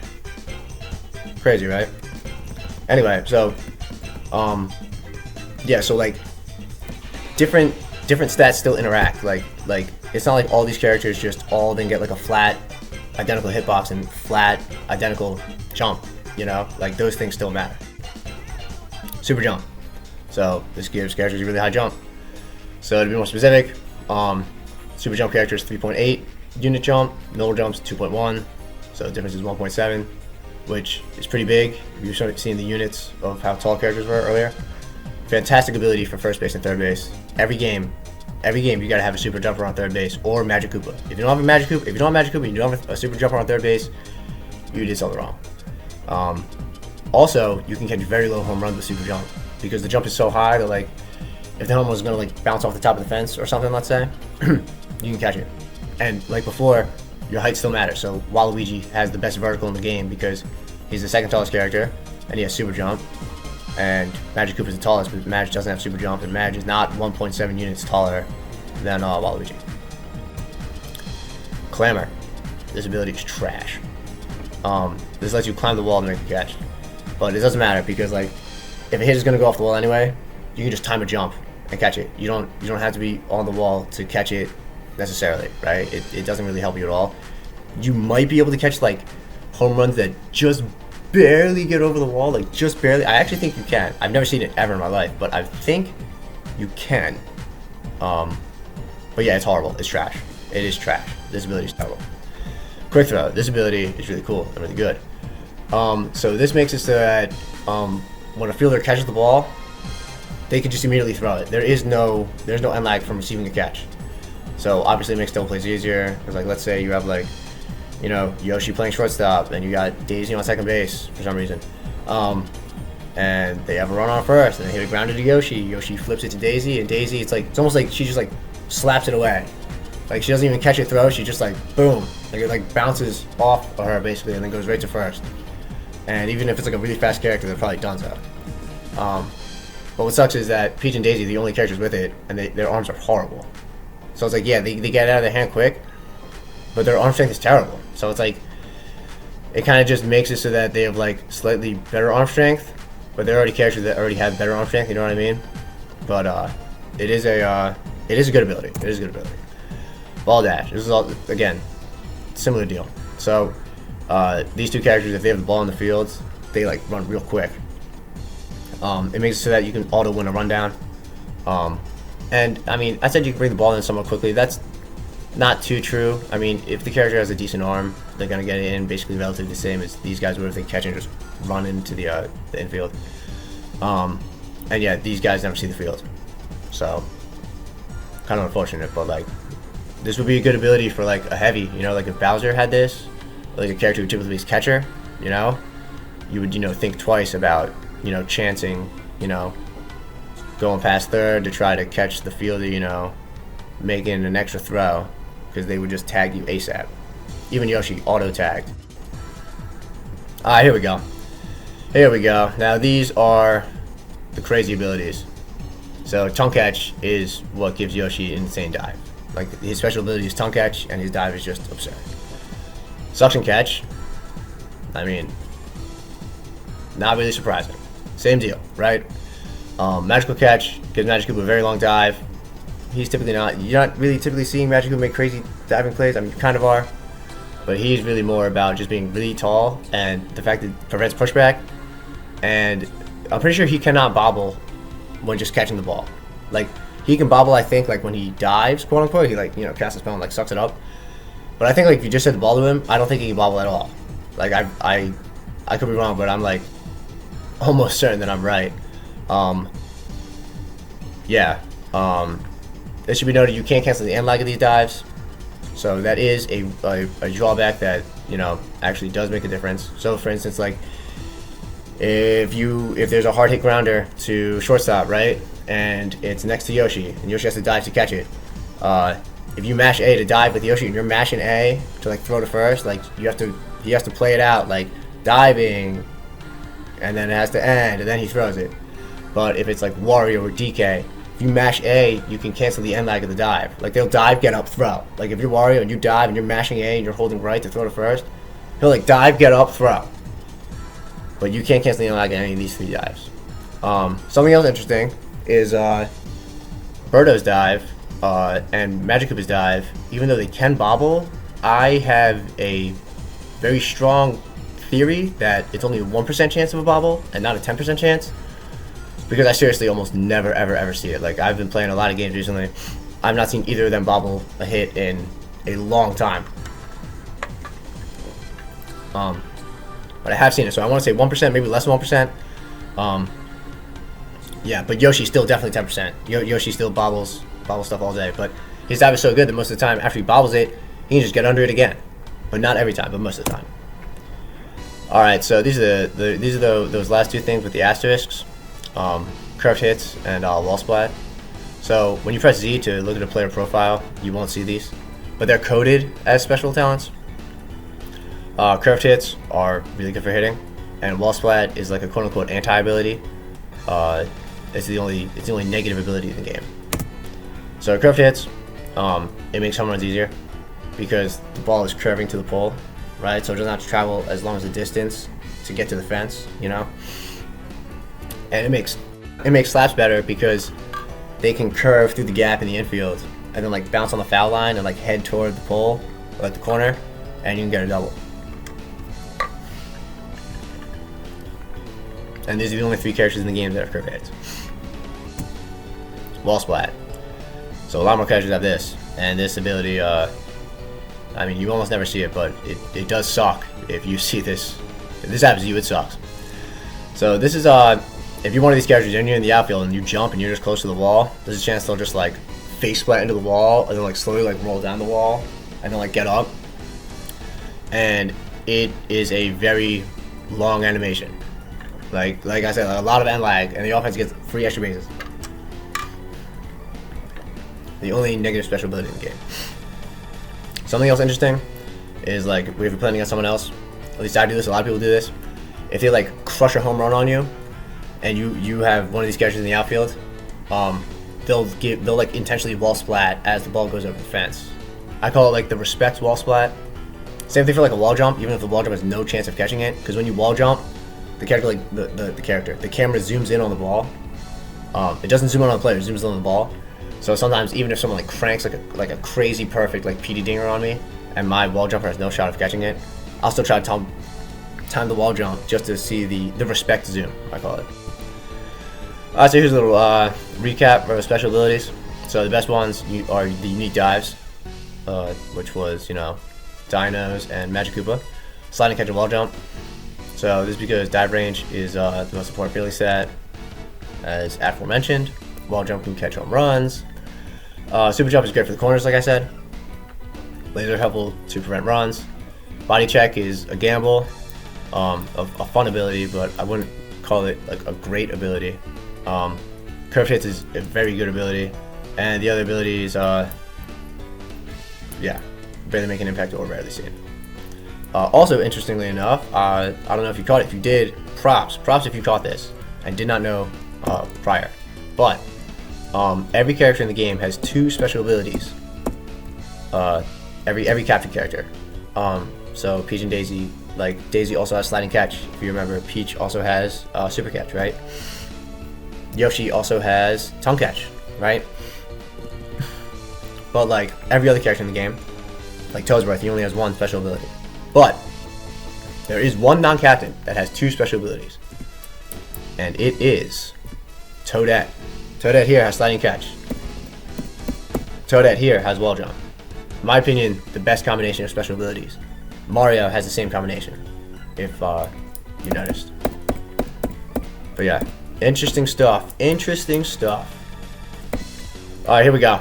Let's keep it moving. Chemistry. So this is a friendship mechanic that impacts offense and defense. So if a batter has a friend on base, first, second, or third, charge swings have more charge power, which scales with the charge power stat and with multiple good chem partners on base. So the example here, like if Wario has Walu and Boo on base and he has good chemistry with both of them, his charge power boost will be higher than if he only had one of them on base. And if you slap, you'll have a larger nice contact zone. I don't think it's that big of a difference, but it is a larger nice contact zone. And on defense, if a character throws it to a base covered by someone they're friends with, it throws quicker. However, if the character throws the ball to someone they dislike, it moves slower, 100% of the time moves slower, and it has a chance to be off target, a 20% chance to be off target. Good chemistry, it happens every time. There's no chance that's not going to happen. Bad chemistry, there's a chance you throw it off target, but most of the time you throw it there, but it's just slower. Bad chemistry, there is no bad chemistry with offense. So like, if Bowser's batting and Mario's on base, it's not like Bowser like gets weaker on his charge swings or something. So this is the exact chart, and these values, like, I mean, they are so specific. Like, I'm still kind of shocked, like, how specific these values are. It could have been like a 3-digit system, like good, bad, neutral, you know. But no, look at this. Like, this is, I still think it's pretty fascinating. So bold green values, 90 and above, translate to good chemistry. Bold red values, which I think is what, like 15 and below, I think, is bad chemistry. So the 89s kind of hurt, because it's like, yo, the devs almost thought they should have good chemistry, but not quite. But yeah, so you can take a look at that and see who has good chemistry and bad chemistry with who. It also affects the starting team star. So after you draft, like I was talking about star chances before, you know, with the 5, the way that the game determines how many you start the game with is it takes the captain of the team and it compares their chemistry values with all the characters on the team. So these values, right? And then it averages them out. And the higher the average, the more you start the game with. Now, a 1-star team, I don't even know if that's even possible to normally draft. But yeah, so that's how that's determined, and this is the exact breakdown for it. So, here's some relevant offensive chemistry links, because there's going to be a lot of chemistry links where it doesn't really matter because you're not realistically seeing it. So I'll go through these real quick. Dry Bones on base for Bowser. Dry Bones has a good slap. Bowser, I don't have to say anything. DK Roberto on base for PD. It's pretty wild that PD has good chemistry with DK Roberto and King Boo. Boo or PD on base for King Boo. Obviously, they're all charging. All the characters here are actually charging. You should not be building a lineup for chemistry links to increase slap power, in my opinion. So anyway, to continue, Waluigi or Boo on base for Wario. Those are his only 2 friends in the entire game, by the way. Noki on base for Pianta. That is her only friend. Pianta and Noki, they're friends with each other, and that is it. Diddy or Dixie on base for DK. Bowser and or Magic Koopa on base for Bowser Jr. Interestingly enough, Magic Koopa has good chemistry with Bowser Jr., but not Bowser. But that's probably a good thing because Magic Koopa is so good that, I mean, Bowser doesn't need that. Basically, he just doesn't need that. Bowser Jr. on base for Hammer Bro, Fire Bro, Boomerang Bro. I mean, it's the same character. They all have good chemistry with Bowser Jr. So these are some relevant defensive chemistry links. So Birdo, MI, middle infield, so second or shortstop. Throw it to PD at first base or to catcher if you're trying to like relay it home. DK middle infield to PD first base or catcher. King Boo third base to PD first base. Now you might be thinking like that doesn't happen too often, but you might have some like weird double play or like they might bunt it down the third base line. You never know. It comes into play sometimes. Walu third base to Madge first base. The 2 best corners in the game, by the way, Walu and Madge. Mario right field to Yoshi shortstop.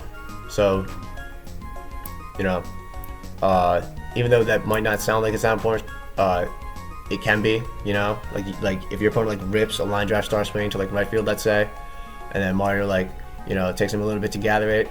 Like he's whipping that thing to second base real quick if Yoshi's covering it, and that can prevent some characters from getting doubles where if Mario was throwing to a character he didn't have chemistry with, the runner will get to second. Water middle infield to Walu or Boo on first base because they both have super jumps, so they're going to be playing the corners. And then Noki playing middle infield or outfield, throwing to Pianta at first or catcher.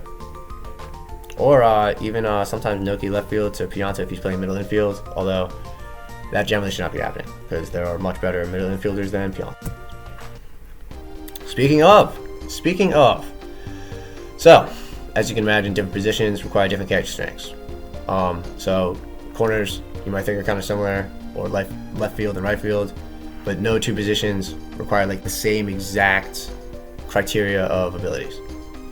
And not all of them need someone who's good. So let's start with the pitcher, probably the most important. Though we were over this earlier, but curve and curve control are the most important stats. Curse ball and pitch speed for your preference, and curse ball. Oh no, I figured I'd put something else there. So you also have to remember, this is also important. If the pitcher gets tired, you give up 7 runs. You got to swap them out because the tired pitchers. If you keep your tired pitcher in the game, right, and they throw a pitch and your opponent makes contact with that pitch, it gets a huge distance boost. So you should not be pitching tired pitchers. So you swap them out, and now they have to play the field. So you should be thinking about maybe where your pitcher could potentially go if they were to get tired, and who they would be swapping with to then come in to be a reliever. So even though no special abilities affect pitching, there's a chance they get tired and have to go in the field, and maybe special ability will help them there because it gives them more spots to be. So Boo, for instance, if he gets tired, he can just play a corner. And he's not the best on third base, but he's better than most characters. Catcher. So important stats for this: arm strength, weight to prevent body checks, because they're not fielding anything, and chem links, if you need a quicker relay at home. Other stats to consider: bad chem links. Very, very important to remember that. I have gotten embarrassed where I had someone in the rundown between third base and home, and I had Pianta playing the infield, and he ended up throwing home, and he was throwing to PD, and obviously they hate each other, and he threw it off target. And if you have a character who has a good arm throwing off target, like it's just that thing's just gone. Like, they just throw it super far away. Like, if it's like Walu and he throws it off target, most of the time the fielder can like move and catch it, but he just chucked this thing way off target, and it was horrible. So you need to keep that in mind. And this position, you can, I mean, any character with a decent arm you can just put here. So typically safe for defensive liability, because you don't want them, you know, causing problems in a possession that matters. First base. Oh, and PD typically catcher, because he has the best arm in the game. First base. Important stats, hitbox size, and chem lengths. Dive range can be kind of important, because like I said, with like the grounders going by there. Another position typically reserved for poor fielders, as you can imagine. First baseman's not really doing much. Super jump is really good, and sliding catch is good, because like I said, for the grounders, but super jump is really good, because you know, a lot of hits are going to be going over your first baseman or third baseman, and that'll help you catch them. Toadsworth typically plays first base because his arm is horrible, but for some reason, like I showed you before, he has a huge hitbox, and he also has super catch, so he's not going to get driven back. So sometimes that can allow like an instant double play. You know, if you have like, if you're pitching and your opponent has a runner on first, and they hit like a screamer to first base, but it's low, so it just like catches it, and he's just standing on first, so it's like out, done. Where other characters will get driven back, and sometimes they still, you know, catch it, done, but you know, super catch guarantees it. Second base. So this is an important defensive position right here. Important stats: dive range, hitbox size, arm strength, speed. Not really too important. Chem links can be important. So one of the most important positions. When you're drafting, you gotta draft for a good second baseman. Dive range is very important because most hits go through the infield. Arm strength can go a long way. Like I was saying before, for relay home, that's like Yoshi's only real drawback is like, if the relay goes through him, the runner's probably going to be safe. But he does everything else so well. Slide and catch, great for this position. Laser is good to still prevent runs, and quick throw is great, but it sucks that like it's attached to like Peach should never be playing middle infield. Daisy typically no, but quick throw can help you with Daisy if she is there. And I mean, what do I know? Maybe the meta will change. Shortstop. So very similar important stats, but arm strength is a little bit more important because it's a longer throw to first. Speed, chem links. So, like I said, longer throw to first. And something important is most of the good slaps, most of the good bats in general, not even just slaps in this game are lefties, and slap bats typically push their hits. So lefties pushing it, they're pushing it to the gap between shortstop and third base. So shortstop is typically the character on defense getting the most action. So more often than not, you'll have your better middle infielder between the two, be it short, and then the worst one at second base. Same exact bottom three. Third base. This is a very important defensive position. A lot more important than first base for the exact same reason. Right here, you know, a lot of viable slap bats, they're hitting it that way. Hitbox size, dive range, super jump. If super jump was a stat, it would be up there. Super jump is paramount, you know. So yeah, and like I said before, you always want a super jump character or Magic Koopa playing third base, because Magic Koopa doesn't have super jump, but he's the tallest character in the game, and he has that broken ability, magical catch. So he's making some crazy dives. He's not suffering any pushback. He's so tall. Like I say a lot, he has boneless super jump. It's like, yeah, he doesn't have super jump, but he's so tall, he kind of has it, you know. Yeah, and Waluigi and Magic Koopa, they're both in the highest tier of best third baseman. It's hard to say who's better because Walu has a better total vertical, and like you play the game enough, you see there are some Walu exclusive catches. Like, I mean, it's tough to hit it over Madge, but you can do it. There are a lot of catches that only Walu can make, and Walu's also a wider character, so like a really quick hit sometimes that'll get past Madge, even with a really good dive, Walu will just grab. But Walu suffers pushback. Walu doesn't have that insane dive. Like Madge has like insane catches he can make on like what looks like grounders, but like the ball somehow doesn't hit the ground. Walu's not catching those. But yeah, they're the two best by far. Left field, another important position. So important stats: speed, dive range, arm strength. Speed and dive range especially. Speed, like really. Other stats to consider: hitbox size, chem length, weight. not really too important. It's really about the speed and dive range out there. Yeah, so having a good dive versus a bad dive out there really is night versus day. Like, you really want a slide and catch character out there. And like I was saying before, like most lefties, you know, they're slapping it that way. So some hits, they won't go through the infields and they'll just be high, and now they're going to the left fielder. So you want your left fielder to be good, you know, to make some catches. Speed is a lot more important out here, as you would expect, because the ball's in the air for longer. Slide and catch, like perfect for this position, because like I said before, you get more out of that running start. Laser is really good, but most laser characters are horrible fielders, so it's like, it's tough to know like when you actually want to send that.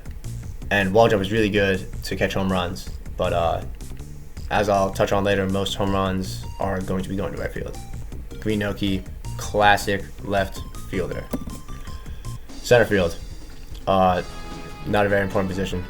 Arm strength, definitely important out here. Dive range can be important, even though the position doesn't get too much action.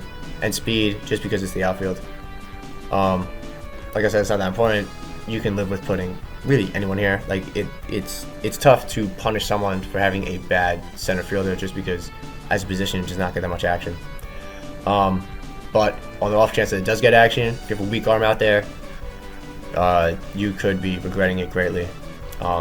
Laser is really good out there, and sliding catch is really good, but you're probably putting a sliding catch character somewhere else. Like, unless you have excess, which is possible, but only if like your middle infield is good and your left field and your right field are good, are you putting a sliding catch character in center field. I.e. why Hammer Bro is down here.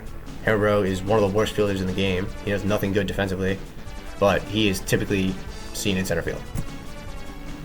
Right field, very important position. Dive range, speed, arm strength, wall jump. So this is more different than left field because, like I said before, lefties, the game is just lefty dominated, right? And before, when I was talking about the hitting, like Bowser, DK, PD, right? Lefties that have pull high track, right? So that means they're hitting the ball to right field. So that means you need your wall jumper in right field. Like, they can technically hit it opposite way for a home run, but they need perfect contact because that distance penalty is crushing. So they're always going to be hitting it to right field. So you want your wall jumper over there. Imperative. Sliding catch is very good because, you know, some slaps are probably going to see that, and or even, you know, if a home run hitter tries to rip it to right field, you know, they might hit a gapper, you know, so you're going to want a sliding catch character in right field to track that down and catch that. Super jump can catch very low flying home runs. So like Luigi, he has super jump and wall jump. So sometimes if it's like a really low flying home run, and you can tell because the drop spot, like a bunch of stars, if the stars are like poking out of the fence, it's probably super jumpable, but still a home run. So like if you have like Noki out there who doesn't have super jump and is not particularly tall, if she jumps it doesn't matter because she's not going to clear the wall. If you know she's out there and it's a home run that has the stars poking out, it's going to clear her. But a super jump character like Luigi, if you don't want to risk messing up the timing of the wall jump, you can just run up against the wall and just jump because he has super jump and he'll catch it. Toadette, fantastic right fielder. Fantastic. So here's a little recap because that was a lot. You know, as a whole. So characters have 3 main sets of stats: batting, pitching, and fielding, right? They still have special abilities and chemistry partners, which make a difference. So of the 3 stats, batting is the most important, followed by fielding and then pitching. Pretty important. This is because every character has to bat. There's no getting around it, right? Every character has to field, but most characters you can get away with putting them in first base, catcher, or center field. Except if they have a bad arm, do not put them in catcher because your opponent will get free steals from first base to second base. And for pitching, you only need like 1 or 2 good pitchers, maybe 3. But if you're looking for 3 good pitchers, you're assuming that you're going to give up 14 runs. So I would say like 2 tops, you know. So there's still more, but wait, there is more. There are unique stadiums, even without hazards. So we found a way to disable hazards, but these stadiums are still unique. It's not just visual, you know. And I love this because it adds another layer to character viability, because some characters are good on some stadiums but not others. and that then affects the draft, because it's like, oh, on one stadium, you might draft one character really high, and on another stadium, you might never draft them at all. And that's not really, I'm barely exaggerating by saying that. So the 6 stadiums in the game, we got Mario Stadium, Peach Garden, Wario Palace, Yoshi Park, DK Jungle, and Bowser Castle. So here we go, Mario Stadium. So there's a lot that goes into each of these stadiums. So in the top right over here, we have the dimensions. This is like a reminds me of a Crazy Cutter, but yeah, these are like the walls. So like this is like the plate, yada yada yada yada yada. So like this is the right field wall, center field. Okay, you get it. So the walls themselves, so wall height, that's a thing across these stadiums that they're not all the same. So the walls are normal height, the stadium is not symmetrical, as you can see. It's not a hitter-friendly park. Only the right field wall is shallow, and even then, it's not too shallow. After the draft, you can switch your heavies. You can switch their headiness so that they're aiming for right field, because it really is a lot harder to hit it to the left. Wario and Pianta, the fringe heavies in this game, they can aim to hit a home run in right field, but it's tougher than at Castle, Palace, and Jungle, which I'll be touching on later. Personally, I very rarely charge with Wario here, maybe Pianta. Left field is very deep, and it has the deepest center field of all stadiums, so it's huge, Line draft star swing thrives here because it's such a big stadium. So like, you can blast that thing in the corner, and the left fielder now has to run all the way down there to track it down, compared to another stadium that has closer walls where you blast that same LDSS, but it's bouncing off the wall and coming back, so they get the ball quicker. Peach Garden. So do not be fooled by those walls looking close, okay? Polar opposite of a hitter's park. I do not like it here. So the walls, they are very far away. Left and right field, right? And they are very, very tall. So center field is not very far away, center field is close, but it is extremely tall because it's Peach's castle. Like you can't even see it. It goes off camera. And the walls on right and left, still very, very tall and very far out. The draft process here, it's like a whole new game. Like, it is so, it's by far the most unique draft order compared to other stadiums. And this is because it's so hard to hit home runs. You basically need a chemistry link. Even then, you might not go yard. And if you don't have a chemistry link, you need a perfect. And even if it's perfect, it might not be a home run. So yeah, so Bowser does not get auto-walked here. He gets auto-walked on the other stadiums basically every time. And defensive characters, they get drafted earlier. Some offensive characters don't even see the field at all. Wario Palace. This is a hitter's park. So the walls themselves are taller. So that means, like, what I define as a tall wall is like, if you have Mario in the outfield and your opponent gets like, a good hit and it's gonna go off the wall. At Mario Stadium, even if it hits like the very top of the wall, if it's staying in play, this is the very top of the wall, like it's coming back, Mario can jump and catch it. But at Wario Palace, if your opponent hits something that's gonna go off the top of the wall at Wario Palace and Mario jumps, there's a chance that like he jumps and he catches it, but he catches it off the wall. Like, it all happens really quick, and you might, like, if it happens to you, you're probably like, oh, like, well, like he caught it. But what's actually happening is, because the wall is so tall, Mario can't jump high enough to actually get all the way up there. Luigi, if you have like a super jumper, he would get up there. But Mario, like, he would jump, and what happens is it hits the top of the wall and then comes right back in his glove, and it's a fair ball. So Wario Palace has tall walls, but they're close. And the foul pole's especially so close. I mean, just look at that. Like, it's egregious. Tied with DK Jungle. The ground being sand. So this is another thing that makes a difference in the game. It affects how the ball interacts. Like, which is another thing like you would maybe never even think of. I never really thought of it. Like, so if you hit a grounder on Mario Stadium and you hit like the same exact grounder at Wario Palace, the one on Mario Stadium will travel like faster and further. The one on Wario Palace, because it's sand, the ball will like die. So this nerfs Luigi Star and Birdo Star because the eggs don't bounce around as far, and Luigi Star just like the fire runs out sooner. So hitter's park, heavies love it here. Wario and Pianta, they are almost always getting. I mean, I feel like Pianta honestly actually always should be drafted here. Wario should be drafted every game for his defense alone, but Wario can look for homers here, even without any chem links. And there are also star chances out in the field, 3 in total, 1 in center, 1 in left, 1 in right, and you can get them 1 per game. So they never regenerate, but you know, that marginally helps star swingers because there are more potential stars to, you know, receive. Yoshi Park, not a hitter's park. This has the second furthest walls. The wall height is normal, so same as Mario Stadium. So if it's off the top of the wall, a normal fielder is going to catch that. The floor being grass, I don't think affects the ball. I don't think it has like any multiplier or anything on a ground ball or anything that bounces. So deeper walls mean it's hard to hit home runs, obviously. But like I said before, it helps LDSS because it has more room to travel. Home runs are still possible, but they're tougher. So King Boo, this is like the only stadium where he's not getting drafted 5th overall, because it really is that much harder. I still think he should be, just because home run power is like invaluable, and he has the curved hits. So even though he's not too strong, you get solid contact, you can still hit like an uncatchable dinger with him. DK though, almost always is just gonna slap.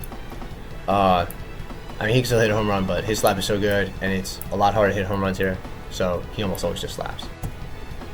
DK Jungle, this is the hitter's park. It's such a hitter's park, it's like not even funny. It's like a Little League park. So it's not symmetrical. The left field is more shallow.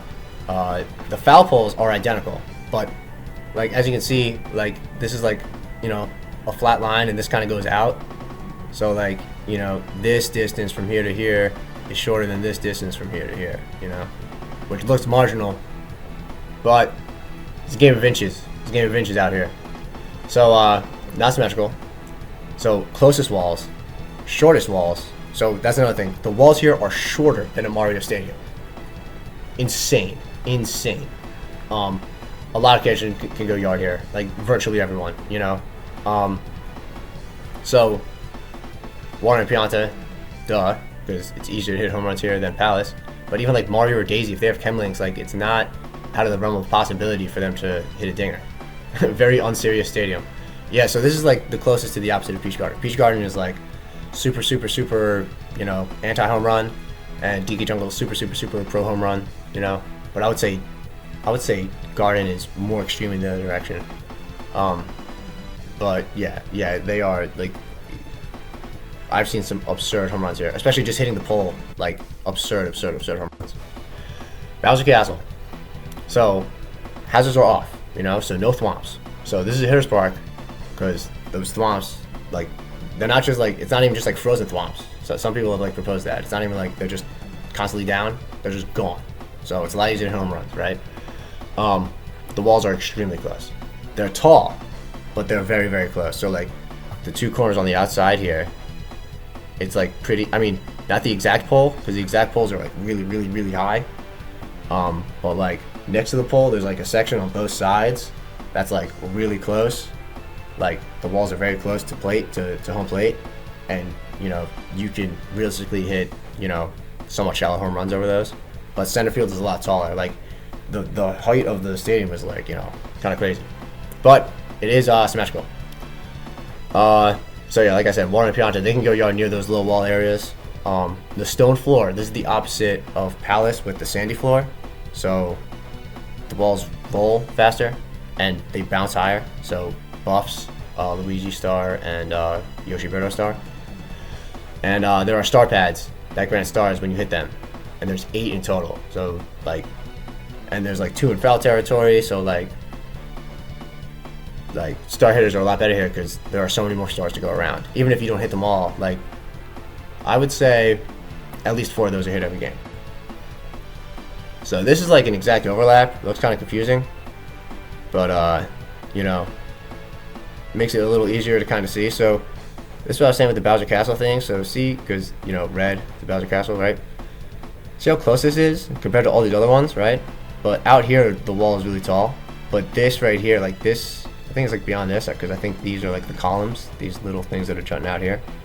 So like beyond that kind of to like here-ish, boom and boom. Those are, you know, look, I mean, it's, well, really close. Obviously, not as close as jungle. Closer than jungle on the right side, but not the left. So yeah, and as you can see Mario Stadium is this this darker green.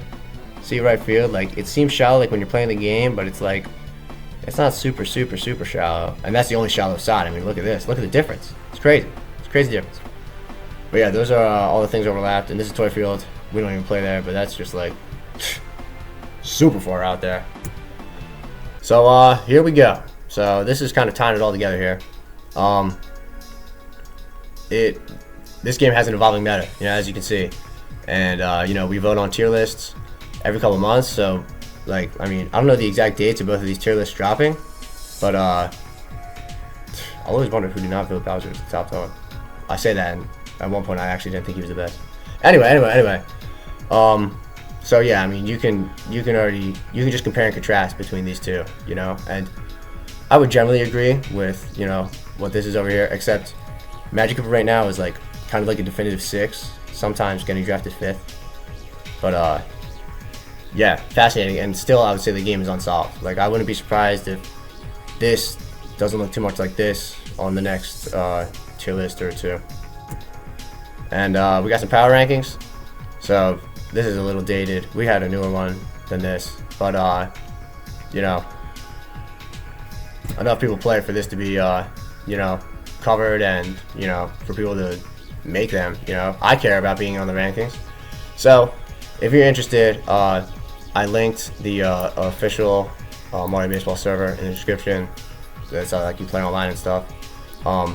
So all you gotta do is download and set up Project Rio. I'm not great with that, but I'll put another video in the description as well by Mattgree, the GOAT. He made a very good video explaining all that. You can make an account and play some baseball. But if you never played, I would say play against some CPUs just to warm up, because you'll probably get, you know, murked by someone who played the game a lot. And I will definitely be releasing more videos soon, like how to draft, what to focus on when first learning, how to hit home runs, etc, etc. And if you got it all the way through here, big shout outs, massive shout outs. In fact, this video was a long time coming, especially to those who personally know me. And this game I legit think is a masterpiece, and I really hope that the community continues to grow, and hopefully this video contributes to that. So thank you.